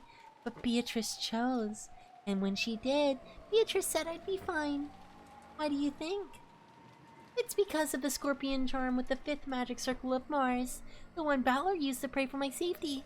The one he put his feelings into. Because of that power, Beatrice couldn't do anything to me. And me alone. So she decided to use the other 3 as sacrifices. After that, Beatrice spoke. Come, face the wall and sing a song for me. You will sing lots and lots of songs, so no matter what happens, no matter what you hear, you won't hear, you won't hear, you won't know. Come, sing lots of fun songs for me. was singing the whole time, over and over. I didn't hear anything, didn't know anything. And then all you came. Doo-doo. Are you asking us to believe that? You think we're stupid? Then who will you suspect this time? Will you suspect me? Gonna try killing me right here? Even if you do that, Beatrice won't stop existing. Now the 8th twilight is over, and Beatrice will revive. Are you serious? I've had enough of that talk. As if witches could exist. As if I'd let myself get tricked. I won't accept it. Beatrice doesn't exist. I definitely won't accept it. So I won't let her exist. I won't let her revive. The legend will remain a legend forever. I won't acknowledge something like that. Quit it, Battler. It's not like Maria killed them and let them die. Beatrice came, and Maria had to obey, and was unable to resist. Huh? Natsuki? She isn't here. What? Mom? Where did she go? Just now, she left by herself, reading a letter. A letter? That makes sense. The culprit must have been so exhilarated now that we reached the 8th twilight. They might have left a letter so they could brag even more. We were so wrapped up in questioning Maria that we forgot to look for a letter.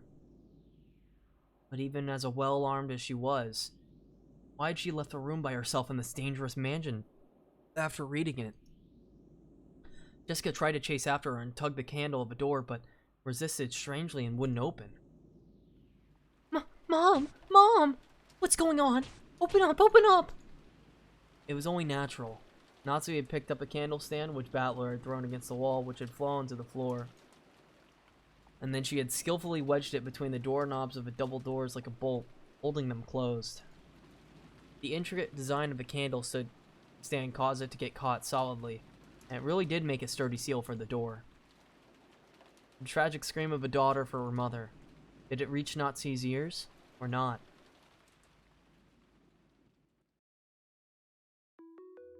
Okay. I have to take one more pause. One more, please.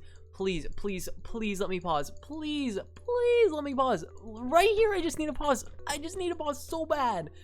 Hi, Beatrice. Hi. Okay. I will be right back one last time. I'm getting more water, and I'm gonna go pee. I'll be right back. We're so close. We're so there.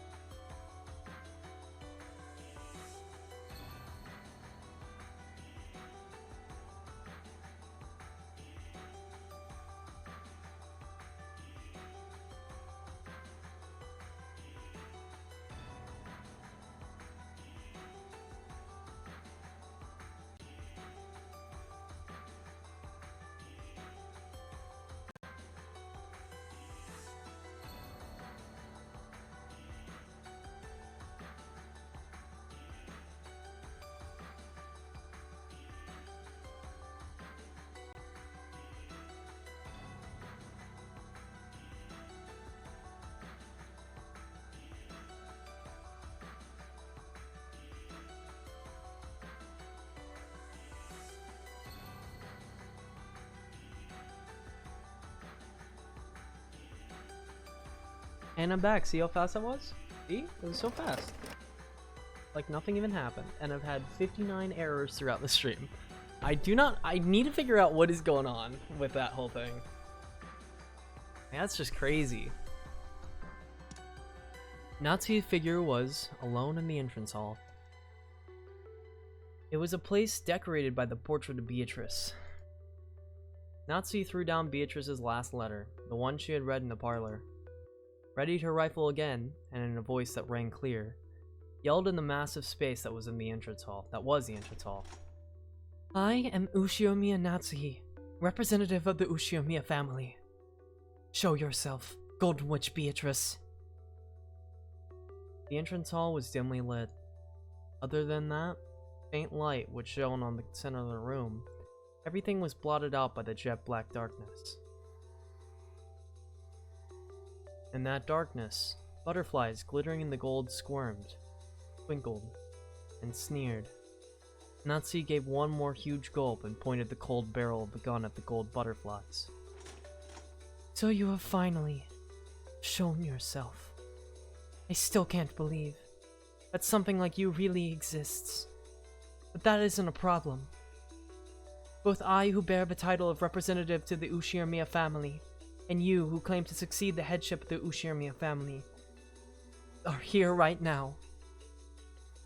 At this point, whether you are a witch or not is a trivial matter. Come, let us settle this. Which of us will truly succeed the Ushiomiya family? I, Ushiomiya Natsuhi, or you, Beatrice? Allow me to respectfully accept your request for a duel.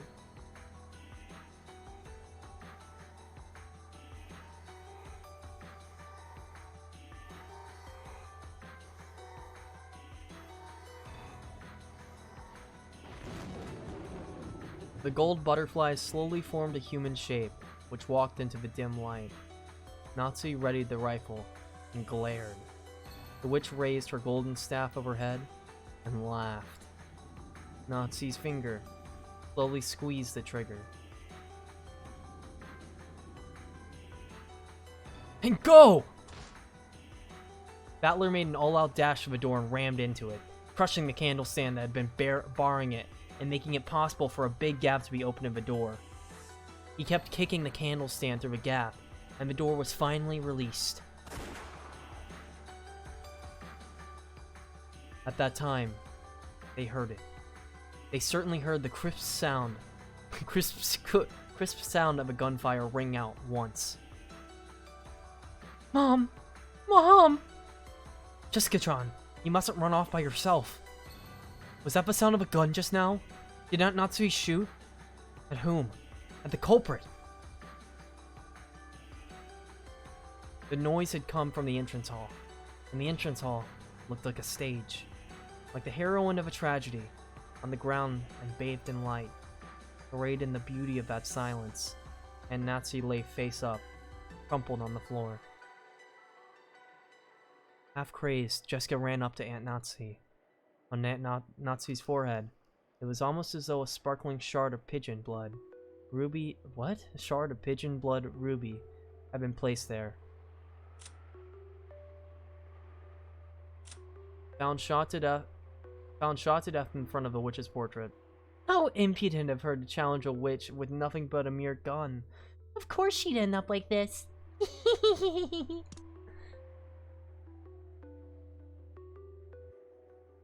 And from it, one stream of blood makeup passed by her eye and began to traverse her face.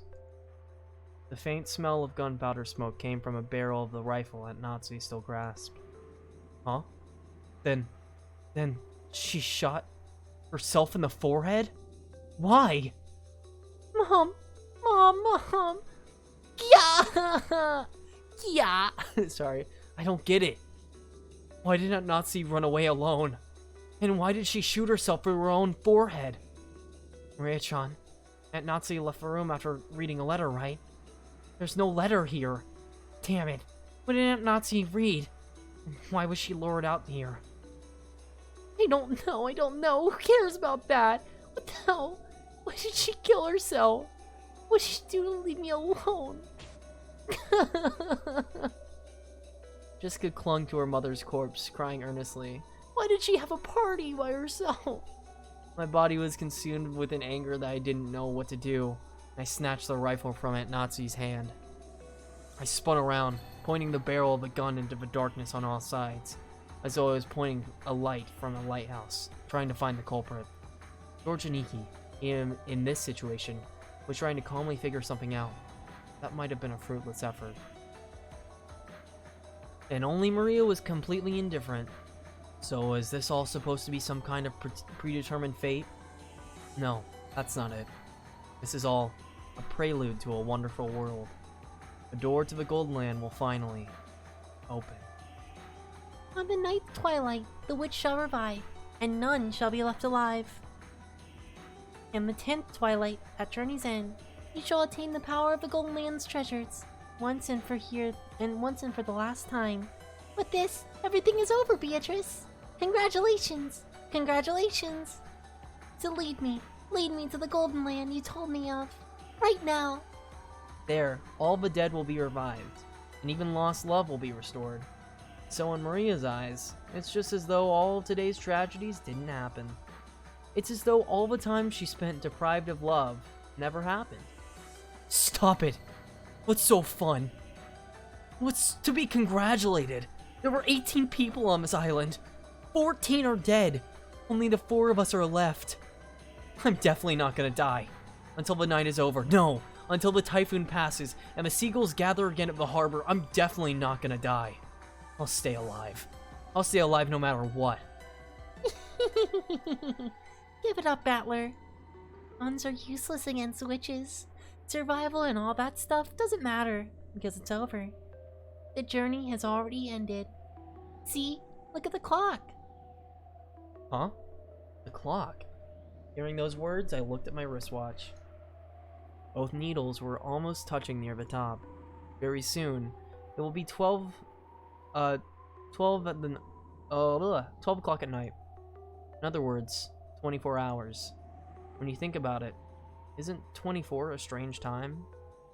It can be called 24. It could also be called 0. It's the hour at the accumulation of the previous day. At the same time, it's hour 0 as the next day begins.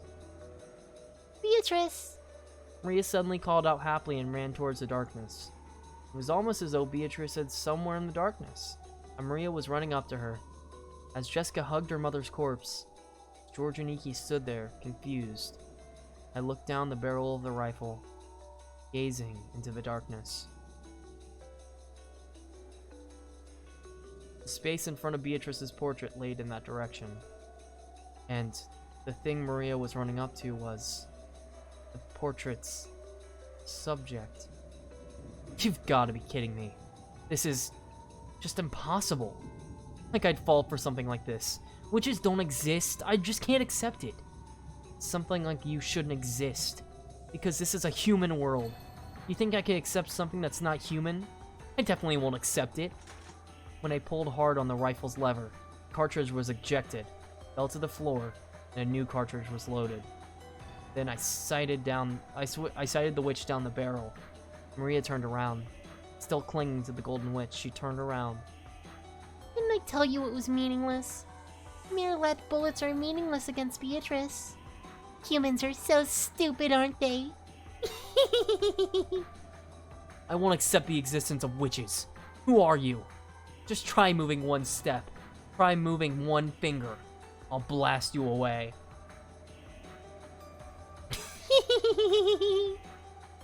Giggle, giggle, giggle, giggle, giggle.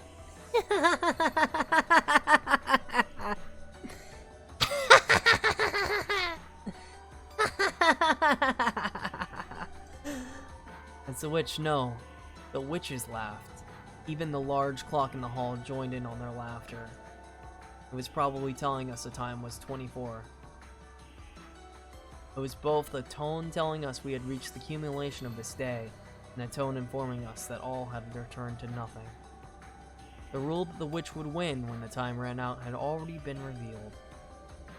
Battler, George, Nathan, and Jessica. The journey has ended, and the witch is revived, see? And none shall be left alive. The witch shall praise the wise and bestow 4 treasures. One shall be all the gold from the Golden Land. One shall be the resurrection of all the dead souls. One shall be the resurrection of the love that was lost. One shall be to put the witch to sleep for all time. Sleep peacefully, my beloved witch, Beatrice.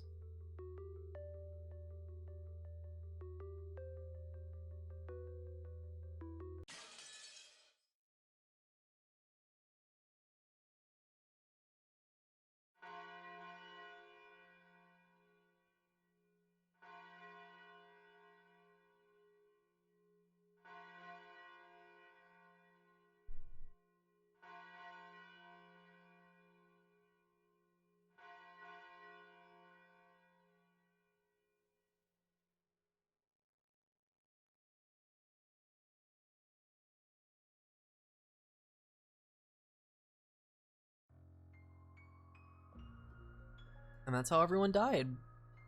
Well, I hope you guys enjoyed Unimeko. That's the end of the story. There's nothing else after this, actually. The storm passed, and the leaden clouds that had enshrouded the island for so long began to clear away. Sunbeams shone from the rifts in the clouds. Yesterday's storm seemed like a lie. Just as someone had wished, the seagulls returned to the harbor once again and let their levy cries be heard. Afterwards, the police arrived and conducted an investigation of the scene. The corpses of the children, who had believed to have survived until the very end, were never found. However, from the body parts that were discovered and the unimaginably gruesome nature of the scene, the police were forced to conclude that the chances of survival for any of the 18, including the children, were hopelessly dim. Whew. Just how gruesome was the banquet of the witch, and just how beautiful was the Golden Land. Those tales for all of them alone tell amongst themselves. They have no tale for those who arrived after the banquet had ended. One can only imagine what transpired during those corpses in the course of its 2 days. However, the witch was fickle. She made the point of leaving behind the tale which had no need to be told and permitted to be spread. A few years later, a strange wine bottle drifting on the waves of quayside of a island had recovered by a fisherman, stuffed inside of tightly rolled notebook pages, crammed full of the edges of minuscule writing. Written there, it was a tale. It would be those these players come to know the nature of the mysterious and riddled 2-day period began October 4th. The incident was later known as the Rokenjuve mass murders, the 18 killings of Rokenjuve, the linkers around the world, the witch legends to murder case. Lovers of the occult claimed the story of mortal rituals sealed off island save established the mysterious 2-day with own interpretations far wide. However, none of the interpretations arrived at the truth of the facts. And while the notebooks have told this serious incident, they do not tell the truth behind it. In fact, perhaps not even the writer of the notebook of the truth. Perhaps she may have desired to know. According to the writer's significance, her name was Ushirimiya Maria. Oh my god, Maria furthermore, the result of an older police research, Bar Maria's body had been discovered, a piece of her jaw. It was one of the rare instances where the owner of the body part was identified by jaw walkers. There are many parts that could be not linked to a specific person with a gruesome jaw. Because the jaw had been separated from its body, the person comes to try to help police them. No parts were found. Let's conclude the tale of the paragraph that Maria left behind. By the time you read this, I will probably be dead, although I may or may not be a corpse. You who have read this, please uncover the truth. That is my only wish. Ushirimiya Maria. This day, the very truth of the case, the legend of the witch serial murder case has not been brought to light. Jesus. First game, Legend of the Witch, Golden Witch. Result. Ushirimiya Kraus died. Ushirimiya Rua died. Rosa died. Kirie died. Shana died. Goda died. First Twilight. Ava, second Twilight. Hideyoshi, second Twilight. Kinzo, fourth Twilight. Kanon, fifth Twilight. Genji, sixth. Naja, second. Kumasawa, eighth. And you see Lucifer. Lucifer's there. Beatrice, revived on the ninth Twilight. She will finally open to the Golden Land. Died on the ninth Twilight. Praised her nobility and granted her honor of duel. Accepted the witch. Prostrated himself. He denies the existence of the witch. Will she invite him to the Golden Land? Missing on the 10th night. The witch shall praise the four and grant the treasure of the Golden Land. They revive their souls to possess, but they choose the mountain of gold held high. For George, his lost fiance. For Jessica, her lost love.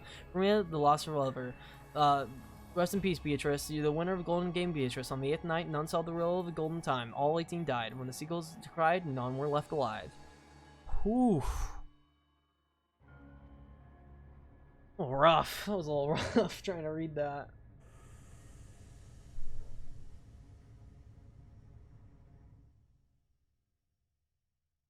Nah.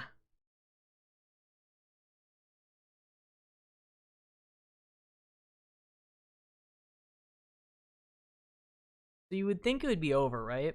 You'd think, oh, well, surely it's over now.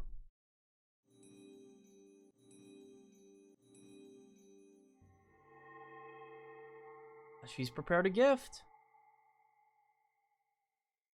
Well, if we've gotten a gift, who are we to not accept it, you know?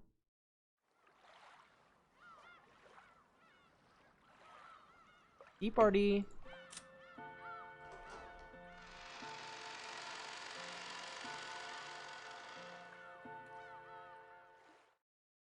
Purgatorio.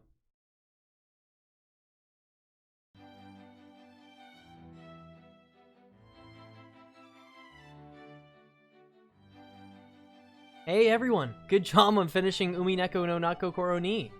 Man, I still haven't a clue what was going on when the story ended. So what happened?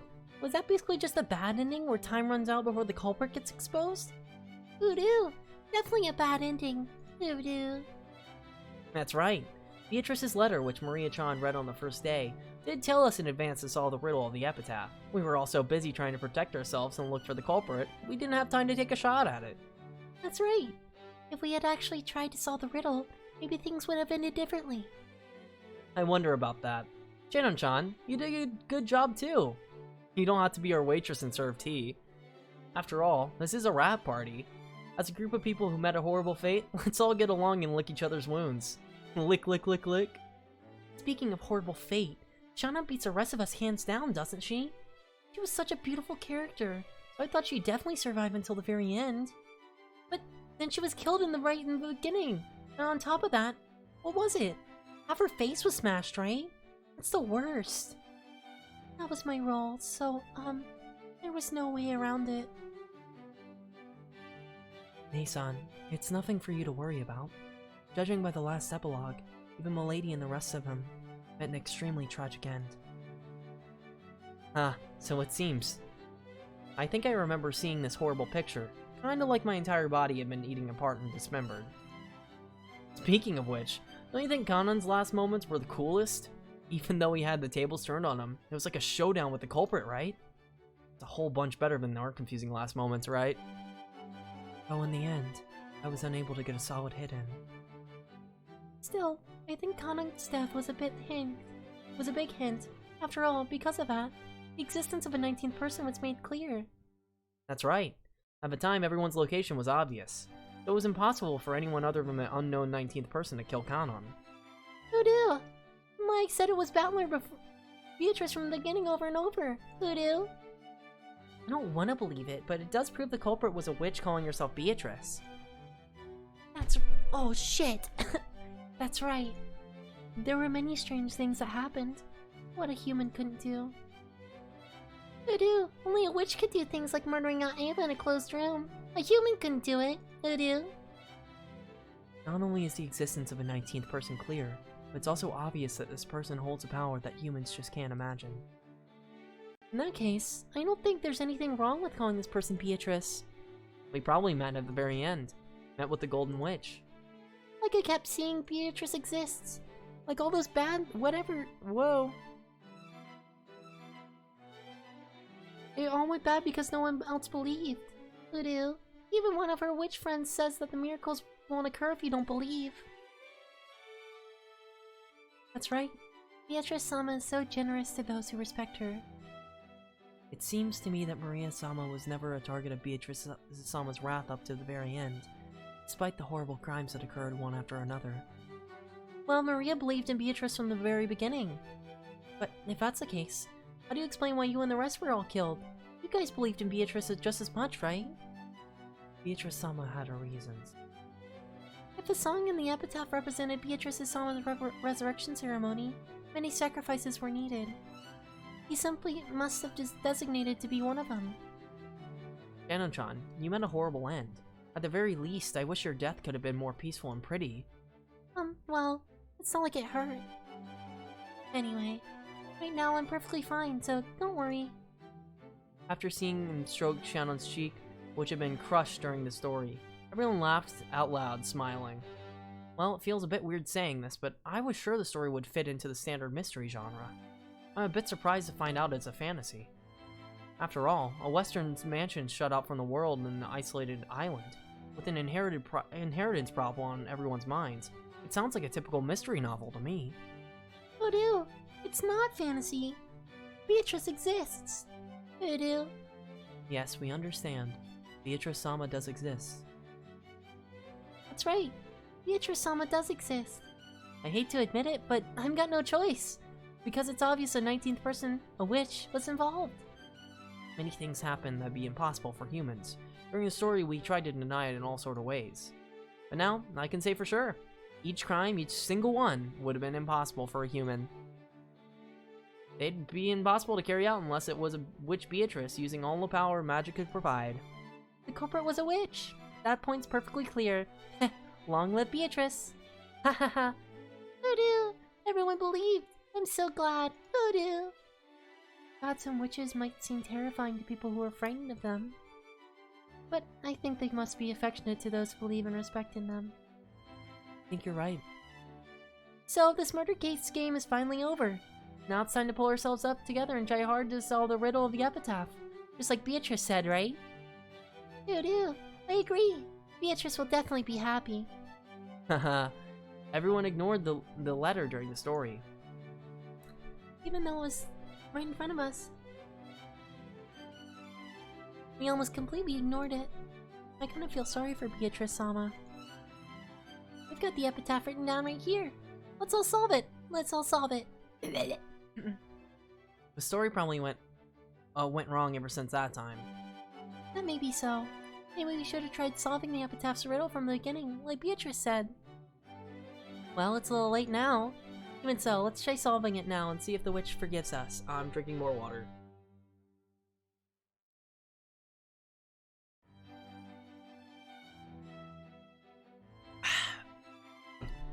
Let's try to solve the riddle of the epitaph.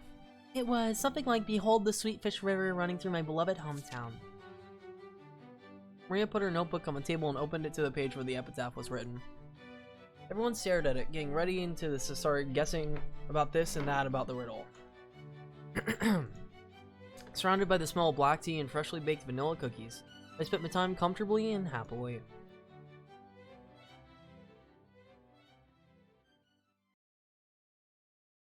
Hold on a second, you guys. But Bowler spoke in a way that cut through the conversation.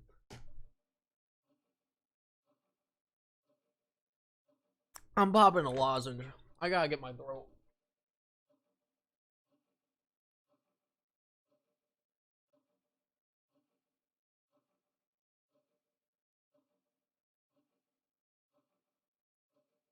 I'm not losing my voice yet, but thank you.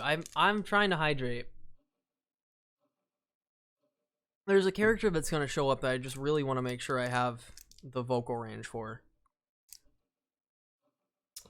It may not be who you think.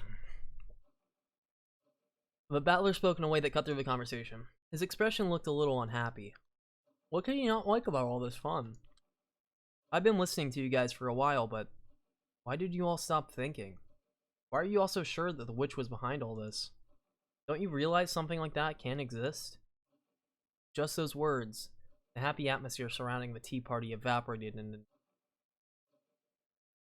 George and Jessica, and Shannon and Canon, and Maria, all of them stared blankly, wondering what in the world Battler was talking about.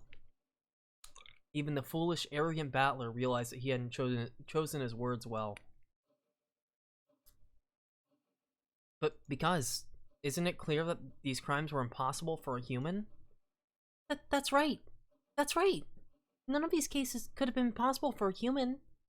That's true. After all, wasn't it full of things that humans couldn't explain? I don't understand what you're saying, Battler-sama. I'm the one who doesn't have a clue what you guys are talking about. Isn't it obvious that humans committed these crimes? There's no way something like a witch exists, right? Battler's such a fucking buzzkill. He's literally dead right now, and he's like, I don't think witches can exist. But then, what about when I was killed in the storehouse, and something horrible was done to half my face? If the culprit was human, how could they have accomplished it? Well, it's hard to imagine they did something that awful. But that was just the Rose Garden storehouse. But that was a Rose Garden storehouse, right? I'm sure there were plenty of weird tools in there. Let's say they used some electrical tools like a grinder or electric saw. That's... Then, Battler, how do you explain Grandfather's disappearance from the study when it was a closed room? Even though the door was sealed, Grandfather just suddenly disappeared, right? We talked about that during the story, too. It's not impossible that Grandfather used some trick to fool the receipt. It's also possible he went out from the window, fell down, and not see he looked out the window from the inside. I could think of a bunch of tricks he could use without relying on magic. That makes sense, but In that case, Battler-kun, what about Canon-kun that got fucking chomped on? How do you explain the way my parents were killed in the guest room? The door was sealed by a lock and chain. Naturally, the window was sealed too. How do you think a human could have killed my parents? Well, we did have to leave that trick alone during the story. Anyway, there's at least a good chance the culprit had a key, and it's possible to look into a crack of a door without the chain allowed. I know this is a stretch, but it's possible some device was used through that crack. Like maybe they stuck something through it? Well, even though a door chain is incredibly simple, it's a big factor for setting up a closed room. Still, there's probably some closed room trick they could have used. Even if you brought some closed room mystery novels from the bookstore, you'll probably find some trick that fit perfectly. Anyway, I can't think of one now, but I claim that there's nothing humans can't do if they try hard enough. Isn't that argument horribly irrational? It's just ridiculous to claim that it's possible for a human to do something even though you can't explain how. Why is that ridiculous? Why did all of you stop thinking? Even though something looks impossible, it has to be doable. Doesn't it always work like that? Battler, you're the one being ridiculous. You think a human could have done it? Try explaining how. You can't, can you? And you're okay with saying the culprit is a witch because I can't explain it? With that argument, all the unsolved crimes in the world could be resolved by saying a witch is the culprit. Battler, you're sidestepping the issue, and you aren't explaining anything. We're saying a human couldn't have done it. Therefore, the culprit is something that isn't human, and that something is a witch. And yet you keep arbitrarily deciding that witches are impossible, even though you can't explain anything. It's almost like humanity was during the Dark Ages. Like those fools who claimed the heavens spun around the earth, and those that said the earth couldn't stop spinning, even though they couldn't explain why. That kind of argument kind of pisses me off. So this is basically what you're trying to say. If I can't explain how a human could do it, then I must accept that the culprit is a witch? It's not that we're forcing you to go that far. We're just wondering on what basis you could say such nonsense. Nonsense? Hey, have I really been saying something that weird just now? Am I the one who's crazy? You guys are really starting to freak me out. Battler-sama, when I died in the boiler room, I was killed by a 19th person who shouldn't exist. Can you explain how a human could have done that? At that time, the locations of the 18 were well known. Even so, I was killed. We talked about that in the story as well, right? Umasawa-bachan, for example. She said she followed right after you and headed down to the boiler room, but we can't know for sure whether that was a lie or not. For all we know, she might have entered the boiler room with you and caught you by surprise. Or maybe, when you stepped into the boiler room, you activated some kind of trap, one that might have set up to hit you with one of those ice picks. After all, the stink of Grandfather's body was coming from the incinerator. Someone bound to go and check, so the culprit set up a trap beforehand. They could have easily stayed away from the place and used that time of Canon-kun's death to create an alibi. Oh my god. These cough drops are bad whenever you get them. There's like a gel center is always the worst. You talk about a trap in the boiler room, but what kind of trap could that be? That's right. Following his death, everyone immediately ran over the boiler room. Grandpa was just walking around, setting up traps, pranking people. He has a prank channel. Kenzo's prank channel. Let's go. That'd be fucking crazy. Oh my god. I'm so tired, you can tell. Following his death, everyone immediately ran over to the boiler room. But we didn't find any weird device, did we? That is correct. Battler-sama, what kind of trap could I have been killed with? Well, I don't know that. But anyway, they must have used some kind of clever trap, or maybe someone's lying. Or what about this? Kano-kun, what if the whole thing was you just play acting? That's it! You were play acting! Aunt Ava and Uncle Hideyoshi were also play acting. They made the clothes room themselves, and were only pretending to be dead. Battler, has your head been, feeling okay? Should I bring some cold drinks? Don't look at me with those pitying eyes. I'm not saying something that crazy, right? I'm just pointing out some possibilities you might find if you think of it as all as a trick. Look, isn't it a pretty classic trick in mystery stories to have one of the victims just be playing dead? A classic trick? In other words, when Kanongun was killed, we knew for sure where all the rest of us were, and let's assume Kumasawa Bachan wasn't lying. But that's only counting the survivors. What if the culprit pretended to be dead and joined the group of real victims, so we'd lose track of them, and then acted on their own later? Everything would be explained. Huh? So are you trying to say that Aunt Ava or one of the others was a culprit? But didn't Dr. Nanjo confirm all their deaths as a doctor? That's right. Dr. Nanjo checked all the victims. Battler-sama, for your theory to work, wouldn't Dr. Nanjo have to be one of the culprits too? Yeah, that's right. Once you consider that Dr. Nanjo might have been one of the culprits and faked the proclamation of death, the whole story changes. See? That's also a classic trick in mystery novels, isn't it? But Dr. Nanjo was also killed, right? About that. That's right. Dr. Nanjo faked his death. After all, there wasn't anyone except Dr. Nanjo who could examine corpses properly. Everyone was really confused then, anyway. We didn't have any time to spare to check to see if he still had a pulse. With this theory, any one of the dead people could have been walking around. I think it would have been hard for one of the 6 of us who died at the beginning to do that. After all, the shutter was closed. There was a padlock that wouldn't have been opened from the inside. That's right. Mom was holding onto the key. So, Mom was one of the culprits too? Wait a sec. Maybe it was impossible for the first 6, but in the case of Aniki's parents, the door was only locked from the outside. So you could have opened it from the inside. That's right. After we left the room, maybe they jumped out the window and got from the boiler room first. Isn't that too much of a stretch? Or maybe Dr. Nanjo made a mistake when examining the corpses? Look, he said it himself, right? He said there's a very high probability of making a mistake when examining corpses. If you disguised it well enough or prepared a substitute body, you could fake your own death. Let's leave the method or trick they used for later.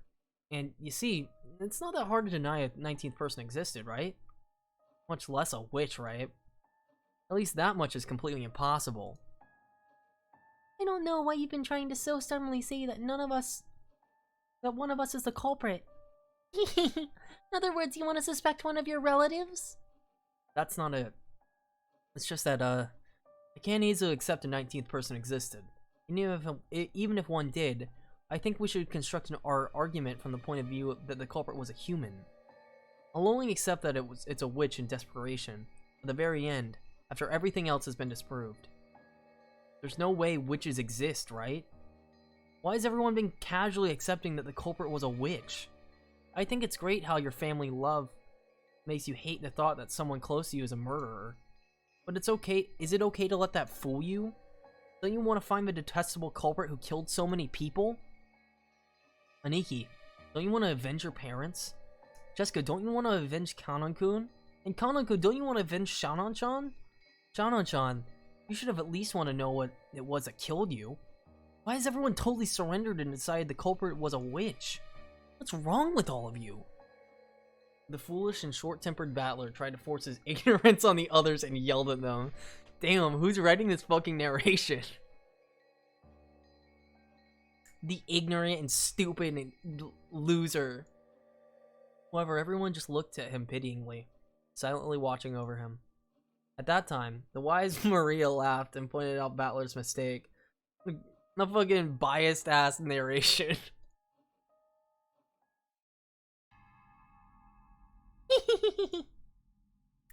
I'm shocked. All I see is you repeating this nonsense, thinking you figured something out, Battler.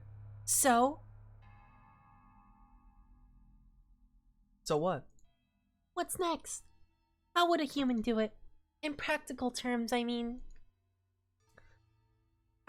imagine you'll say, I can't think of anything now, or with some kind of device, using abstract words that run away and evade the topic. What I really want to know about her is this. Why don't you believe in Beatrice? She exists, so why don't you believe? Because she doesn't exist. Witches don't exist. There's no way. It was almost like a spoiled child who doesn't want to accept something. The pitying gazes quietly closed in around Battler, but they didn't reach his stubborn heart. You realize that you're just acting like a spoiled brat throwing a tantrum, right? Battler-sama, I understand your feelings, but... Beatrice does exist. Battler-kun, why don't you believe? Even though there's so much proof. Look at all my proof I have in my binder. I won't accept that argument that the witch must have been behind everything just because I can't explain it. Does this mean that if you don't know how a light bulb shines, that magic is the cause? That's wrong, isn't it? There's nothing that can be explained without magic. And all of this about witches and magic is just an abdication of thought. You just surrendered and gave up because you don't understand what happened. Isn't that right? Well, unsurprisingly, it looks like you alone will believe no matter what, Battler. If even a single person doesn't believe, the miracle won't occur. So if you don't rethink your ignorant theories, the miracle, the magic won't be completed. Now I see. I finally figured it out. So in other words, you guys are trying to force me to say that witches exist, right? A lie that everyone accepts becomes the truth. Is that what this is all about? I'm so sorry. I'm sorry. I keep going on about this. But what you're doing is all useless. I refuse.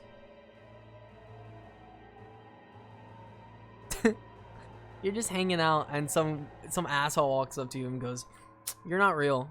You aren't real." And then like literally the world's narration comes down and says some ignorant dickhead thinks that you aren't real. You guys are all pressing me, and that's why it's all useless. Why? Sorry, but why don't you let me spin the chessboard around one last time? If you want to force me to accept there's a witch, there's a really easy way. And it's not the indirect way of saying it must be a witch because humans couldn't have done it. All you have to do is show me a witch doing it with magic.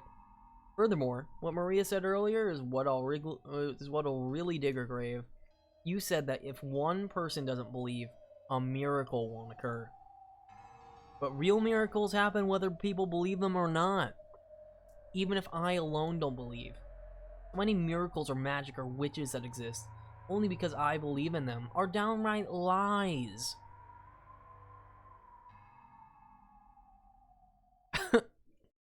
He literally like unfolds a chessboard, like he takes it off of his back and he's like, "Boop, boop, boop. Here, I'm spinning this. See? You're fake." The uneasy mood following Battler's ignorant rant was blown away by a very soft and light laugh. Whose laugh? Battler was surprised. He had never heard that voice before. When he looked at George and Jessica and Shauna and Kana and Maria, he noticed that they had suddenly gone respectfully silent.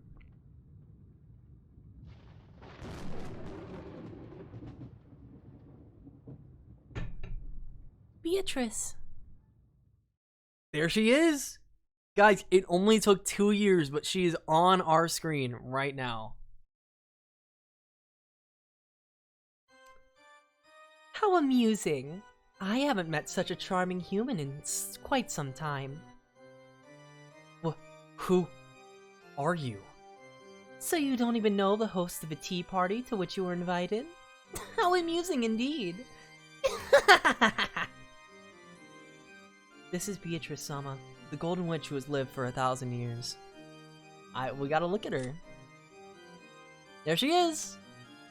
The Golden Witch who has lived for 1,000 years. She has already surpassed the limits of humans, and is said that she will appear in response to a human summons, just as the demons do, to lend her power for a price, likes black tea and ice cream, hates boredom and those who deny her existence. It is an honor to be graced with your presence, Beatrice-sama. Please forgive Battler-kun's ranting. This guy's stubborn, and he still doesn't understand the situation he's in. What a treat this is! Most witches get tired of living after the first 1,000 years. How nice it is to meet a man with a backbone, such as yourself, every once in a while. It is quite an honor to be present with Beatrice. Shows herself, Battler.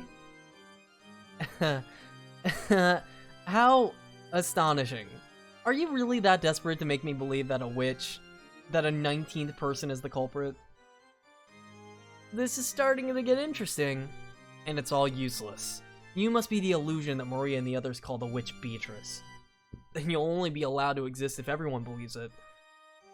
You have that kind of half-existence, right? That's why you want me to make me believe too? I can't exist because I don't want to believe. You can't exist because I alone don't believe in you. Isn't that right? Your powers of comprehension aren't bad for a mere commoner who knows nothing of magic. Yes, it seems you were born with a strong magic-resisting power. You're a natural enemy of us witches. No matter how much we turn your world upside down, you never believe in us. Therefore, the magic won't succeed. I accept that attitude of yours. Oh, I fucking lost it. I've got no clue what you're saying. It's very kind of you to go all the trouble of showing yourself to us. Dude, she's right there, fucker. Like, look at her. But I don't believe you exist in the slightest. It's true that many strange things happened during those days. Like Maria said earlier, even though I think that the tricks could be explained, I still can't lay out practical details of each one. However, that doesn't mean I'll surrender. I'm different from the rest of them, got it? I'll never accept that it was the work of a witch because I can't explain it. This is getting more amusing.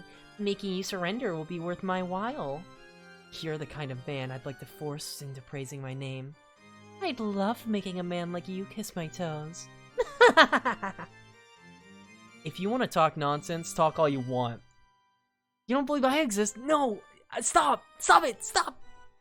I'm real! I'm real! You can't say I don't exist! You can't! I deny you exist. All of the events can be explained with human tricks. There's no room for an even speck of magic or witches. Wonderful! What a perfect way to divert oneself from 1,000 years of boredom. Then let me ask you. A short while ago, you said using the crack in the door would be sufficient to kill Eva and Hideyoshi, right? Explain how they could be killed using such a human trick. Suddenly jumping right to the toughest part, aren't ya? Does that mean this trick is the one you're proudest of? Miss Real Culprit? With a shake of her golden pipe, gentle, multicolored smoke trailed out of the end. The smoke quickly obscured their surroundings, and they were suddenly in the hallway of the mansion.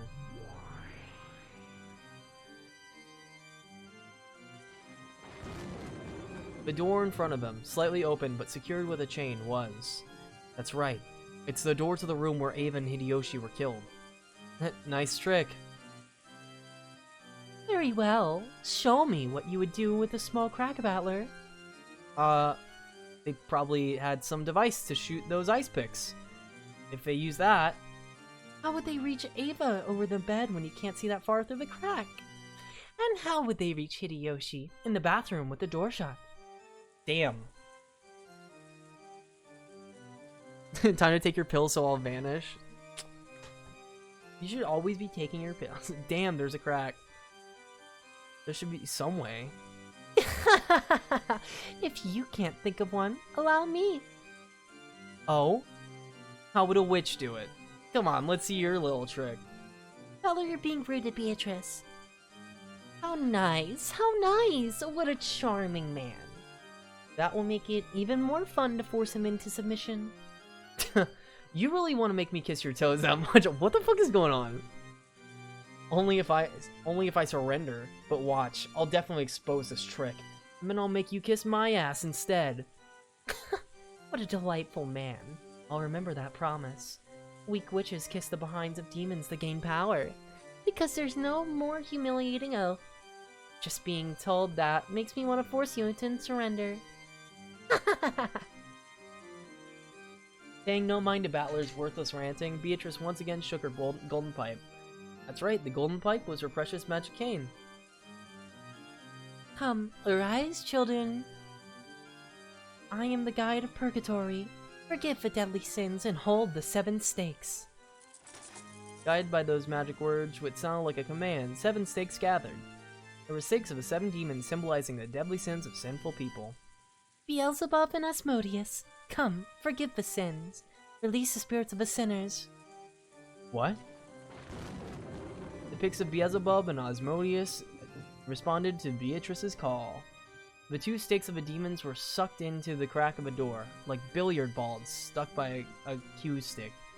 Then several scattered noises refracted through the wall, making a sound like a woodpecker. At the very end, a pleasant sound could be heard. Get used to that. Get used to that if we're playing this more. It was a small, satisfying sound, like the one heard when someone was chopping firewood, and a falling axe neatly and easily slices through the wood. It was the sound of 2 picks burying themselves into Ava and Hideyoshi's foreheads. Right down the middle. Want to see? They definitely heard 2 sounds like a pair of foreheads being split open. Battler wasn't permitted to see it, since he was on the other side of the door. But those 2 had died again, and the second time, they lay not an inch apart from where they had lain the last time, with the exact same blood spray as before. You moron. That's insane. You think you can just kill them like that? I can kill them. I can kill them just like this.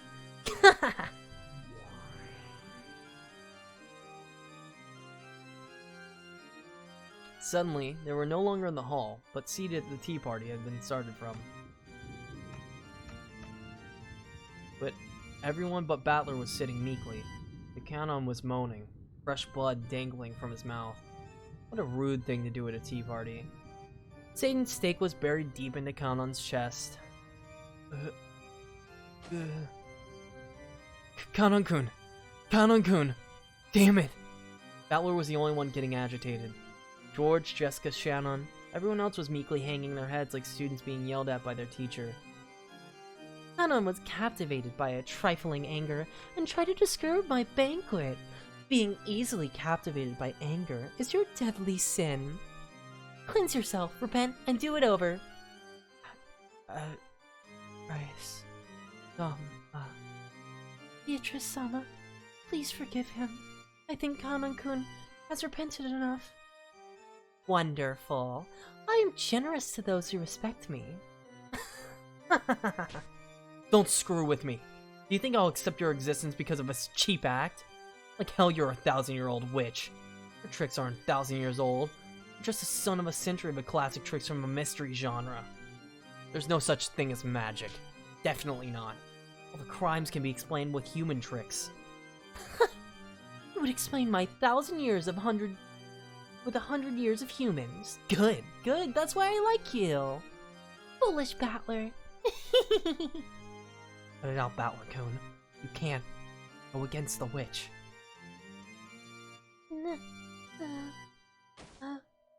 Shannon started moaning, holding her cheek. Maybe she had a toothache. But apparently, it wasn't a toothache after all. A slight redness spread across the cheek Shannon was holding. It looked like the redness was causing Shannon unbearable pain. Her fingers were pressing in against her cheek, and drops of sweat appeared all over her body. Shannon! Shannon! Hang in there. Hang in there! What's going on? Damn it, what the hell is this red stuff? It expanded rapidly, covering half of Shannon's face. Then, the stupid dunce Battler finally realized. Please, Battler-kun, please believe in Beatrice-sama. I beg you. Because you won't believe. Because you won't believe. The magic is dissolving. For the first time in his life, Battler had heard that sound, like a pomegranate splitting. The red spray even landed on Battler's face. Poor Shannon's face had been split in half, and her last horrible moments in that storehouse were repeated once again. Shannon! Shannon! Damn it, damn it! Stop it, stop it, stop it! Don't you humiliate the dead! Don't you humiliate the dead!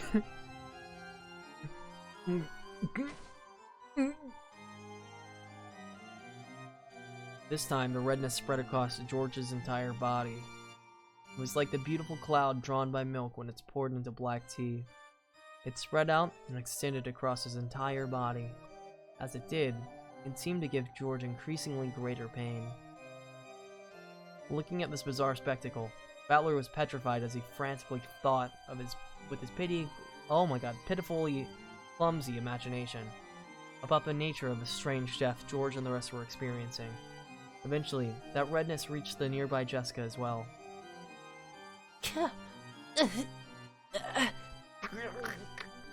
Stop it. Stop it. Stop it. What did Nikki do? What did Jessica do? Just stop it. Stop it. Battler, just don't let the wish break your spirit. Deny her. Erase her. As long as at least one person denies her, she's an illusion that can't exist. Are you okay, Jessica? Nikki! George was no longer recognizable as a human. He looked like the pile of leftover meat after a good, delicious meal had been scraped off to be cooked. The only thing that even resembled a human was the shape of his lower jaw and ribcage. And it was that clear to Jessica, who was covered with a steadily strengthening redness, was approaching the same fate. Doo-doo. Battler, quick, believe in Beatrice. If you don't, everyone's magic will dissolve. Noria, it's all over your body, too. I revive the dead with my magic, but as long as you don't believe, that magic will hold no true power. But I'm sure that man like yourself won't surrender to something like this, right? We didn't want to doubt our friends. We refused to face reality and gave in to the witch. But, Heller, you won't give in to the witch. Jessica! Jessica! I can't scream. Poor Jessica met the same end. Just like George, she ended up like a butcher's leftovers.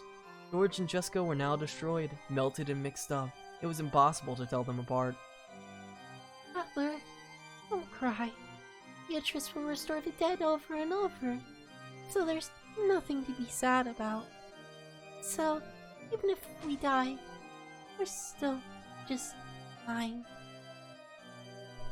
The redness began eating the whole of Maria's body. The foolish Battler watched and screamed.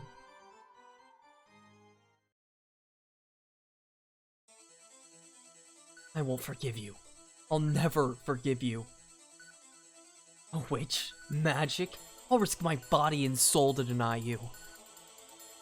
No matter what happens, I can't accept you. Now that you've gone so far to piss me off, I'll never forgive you. I won't forgive. I won't forgive. I definitely won't forgive. You'll regret making me, Ushirimiya Battler, your enemy. I'll deny you no matter what. No matter how baffling things get, it can be explained by humans. I'll erase every cell of you from the world. Unimeko, Nunako Koroni, Rondo of Witch and Reasoning. And one more time. See, you said, wow, wait, the credits are rolling? We have to be done. This has to be the end. Little did you know. Just a little bit more. Just a little bit more. Probably thinking, please, Max, it's so late. Let me go to bed. We got about 14 minutes more content. Yeah, I can do it. Yes! Dude, I'm so excited. I've been practicing this one voice. This is gonna sound so stupid. I just want to get this one part. If I can have my voice hold out till then, I'll be so happy. Well, while the credits running, I'm gonna quickly run to the bathroom. It's almost 7 a.m. You'll be fine. Wait till it's 7, then you can leave.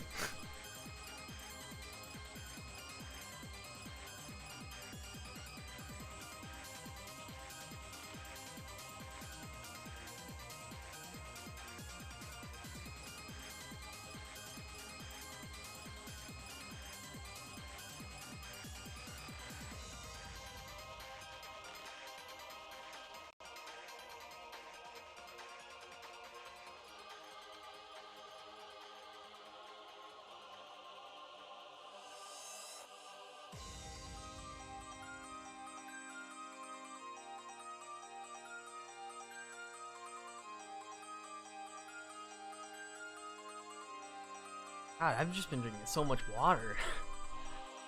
This is probably going to be one of the longest Unimeko streams.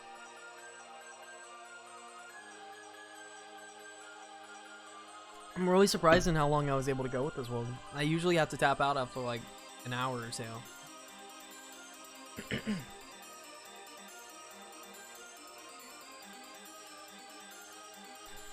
Whew.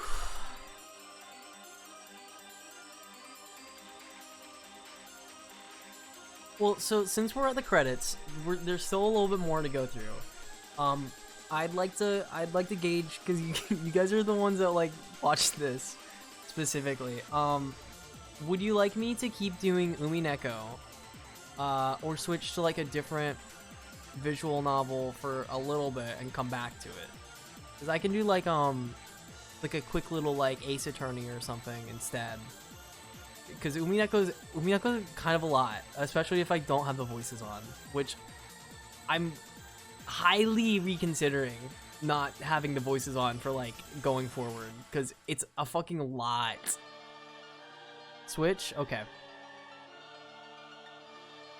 Would you want to come back to Unimeko eventually? You know? If it will save your voice. That's true. If I played like Phoenix Wright, it's still like a very talky game, but like less so. I think if I do a different visual novel and then come back to this, I'll come back. Yeah. Eventually. Okay. Yeah. Maybe. You don't want to see what happens? That's so sad. That actually, you saying that actually makes me want to just keep playing more of it until I'm done. And then we go to Higurashi. And then we go to Syconia. Man, it's so funny. I should have just streamed Syconia, because I definitely, when I played that... Sorry, she's talking. But I'm talking to myself right now. I definitely played all of the third When They Cry game. Like, I just voiced it myself. To myself. And I should have just streamed it at that point. I was doing free content. Well said, Battler. Was it? Battler, was it? That's just the thing to divert me from my 1,000 years of boredom. Come, explain. Try explaining it with all your human tricks, and learn how lowly humans are. Let's see if that humanity is built up 100 years can oppose my 1,000 years. That's what will make forcing you to submit so pleasant. So tell me, you call yourself Battler. What about Maria's letter? How were the 6 killed? The shutter? The receipt seal? The closed room with the chain? Cannon in the boiler room? Genji and the others in the lounge? Nazis. Party? The riddle of the epitaph? The location of the hidden gold?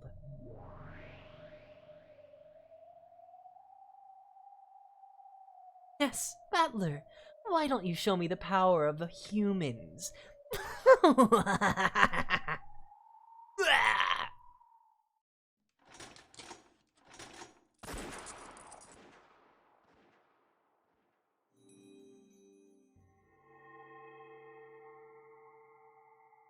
Damn. Okay, guys, no need to be mean to each other.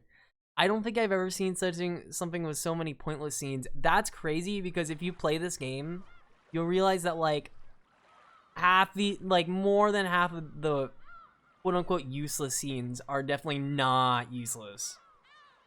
It's so, I will say, this whole time playing this, it's so fucking hard not to make comments on things that characters will say, because I know like everything that's gonna happen. It's so hard having a character just say something and I'll be like, damn, I can't say shit about that. Damn. There was something that a character said, oh god.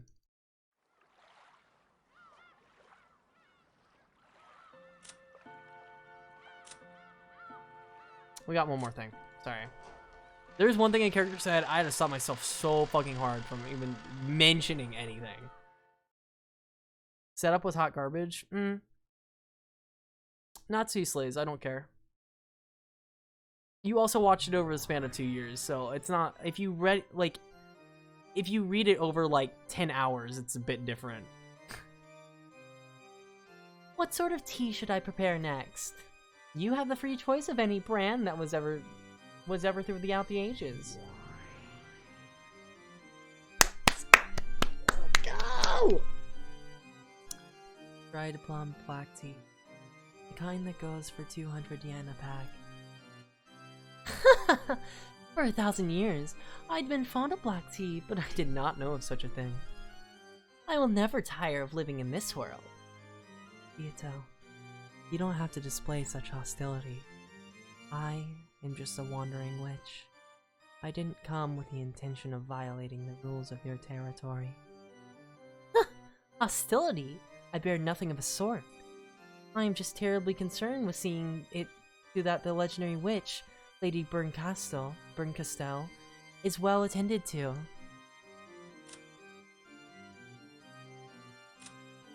The Witch of Fragments, who has lived for 1,000 years, it is said she lives in a world where concepts like fate and possibility can be made visible.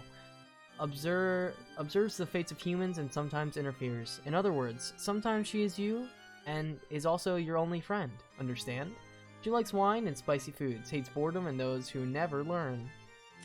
The Golden Witch who has lived for 1,000 years, she has already surpassed the limits of humans, and is said that she will appear in response to human summons, just as demons do, to lend her power for a price, likes black tea and ice cream, hates boredom and those who deny her existence. That is, it so is. She's right there, she's on your screen.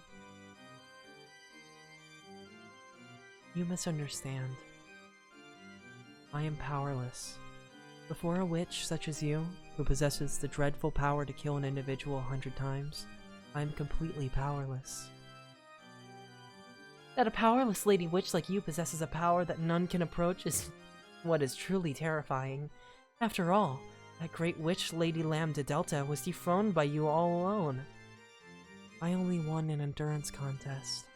She simply got tired. That is not what Lady Lambda Delta said, though. Too much humility can seem unseemly, Lady Berncastel.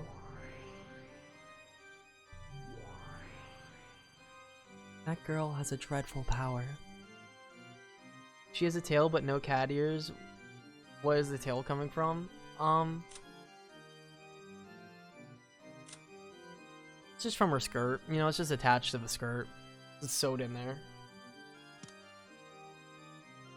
The power to kill an individual without fail. However, without fail doesn't exist in this world. No matter how many times you divide 1, you can never reach 0.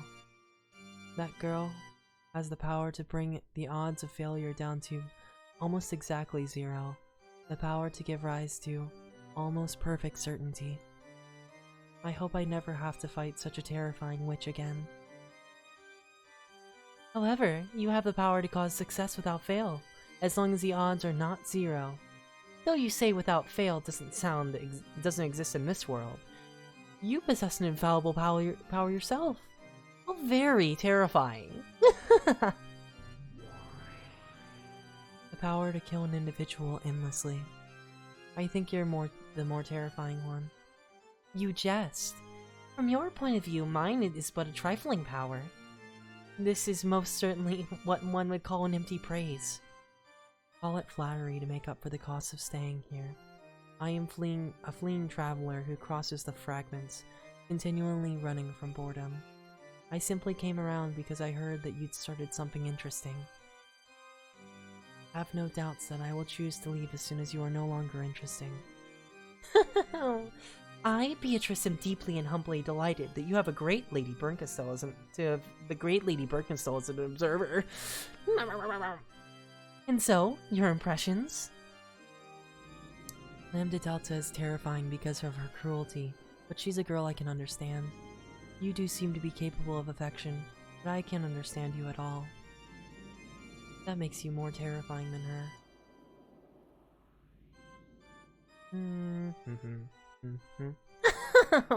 I am fickle by nature.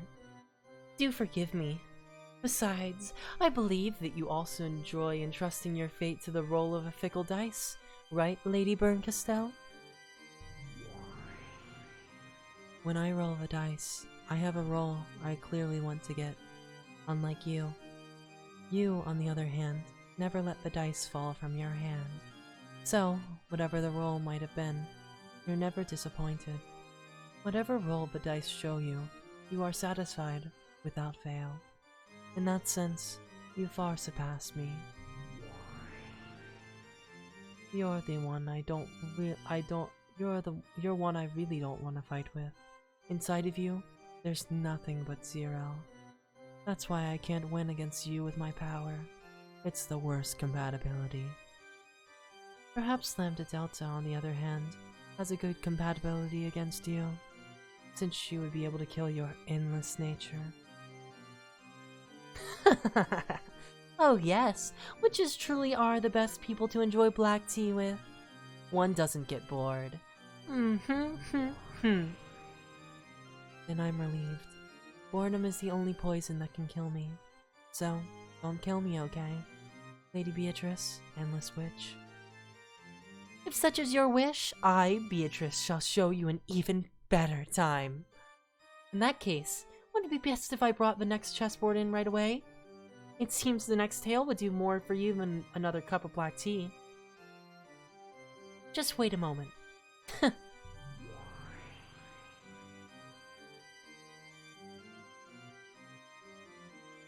She's looking at me. She's looking at me. She's looking right at me. She changed her eyes. It's scary. Something troublesome seems to have taken a liking to you. I'd really like to lend you my power, but as you just heard, the girl's powers and mine have a very bad compatibility. Unfortunate as that may be. But you really are pitiful, so I'll help you out just a bit. First of all, about that girl. She does have the name Beatrice, but that doesn't necessarily mean she is one individual woman. Get what I mean? In other words, she's not some human.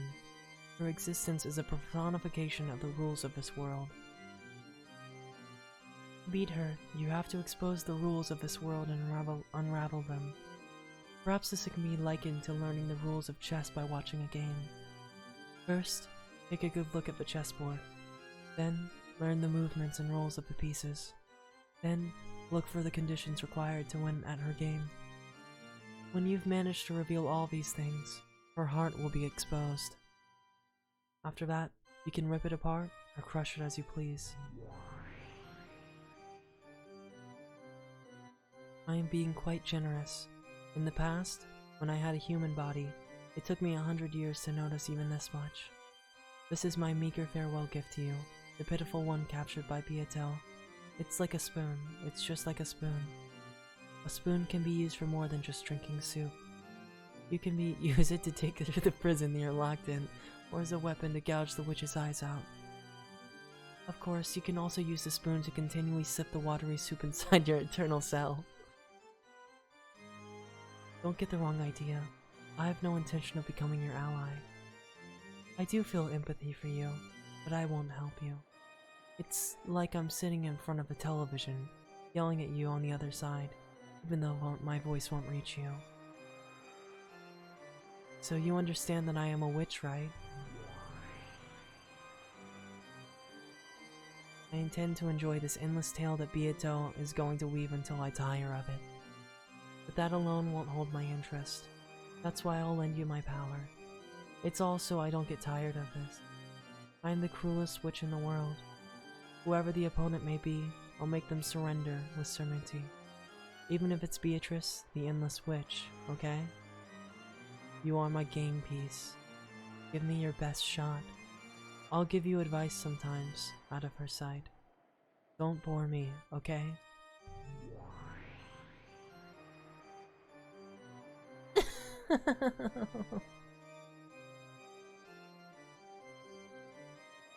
Wait, she didn't do it. Oh, am I misremembering when she does it? Damn.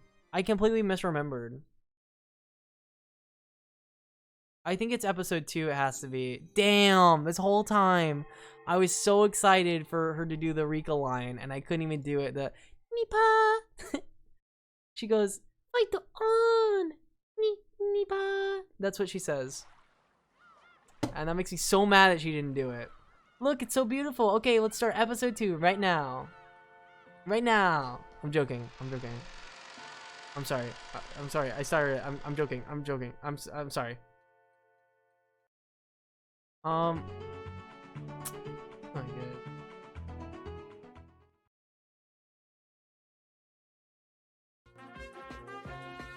No, I want it to be calm.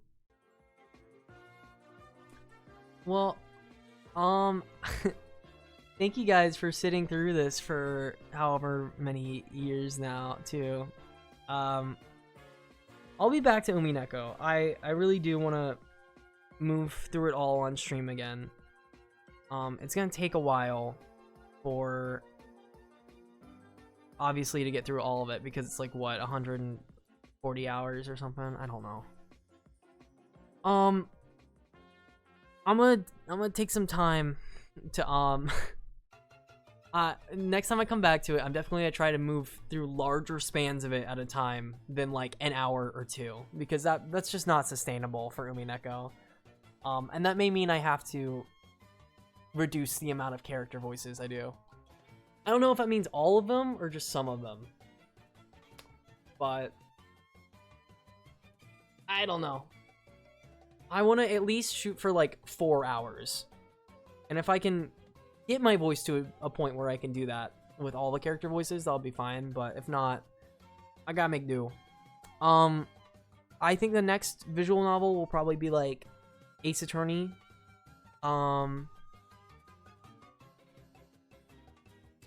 Because I'd like to move through those games. Anything else? I'm gonna be playing Persona 3 a little bit. And baking. Oh, I'm gonna be baking like once a month.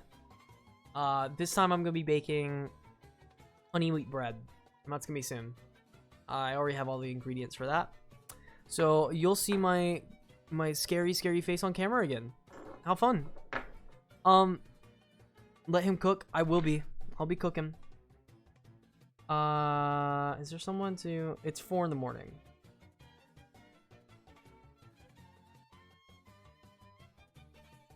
I think I'm just gonna end it now. Thanks again, guys. I'm gonna do my best to start streaming and doing stuff more. I was in a really bad bout of not doing anything. So, 52 by the end of the year is still the goal. Yeah. I'm gonna press the end stream now. Bye-bye. Have a good night. Oh wait, just a fraction of a second longer. Because I don't know what the delay is. Shirley, I don't even know what he's talking. Shirley something. Good night. Bye bye.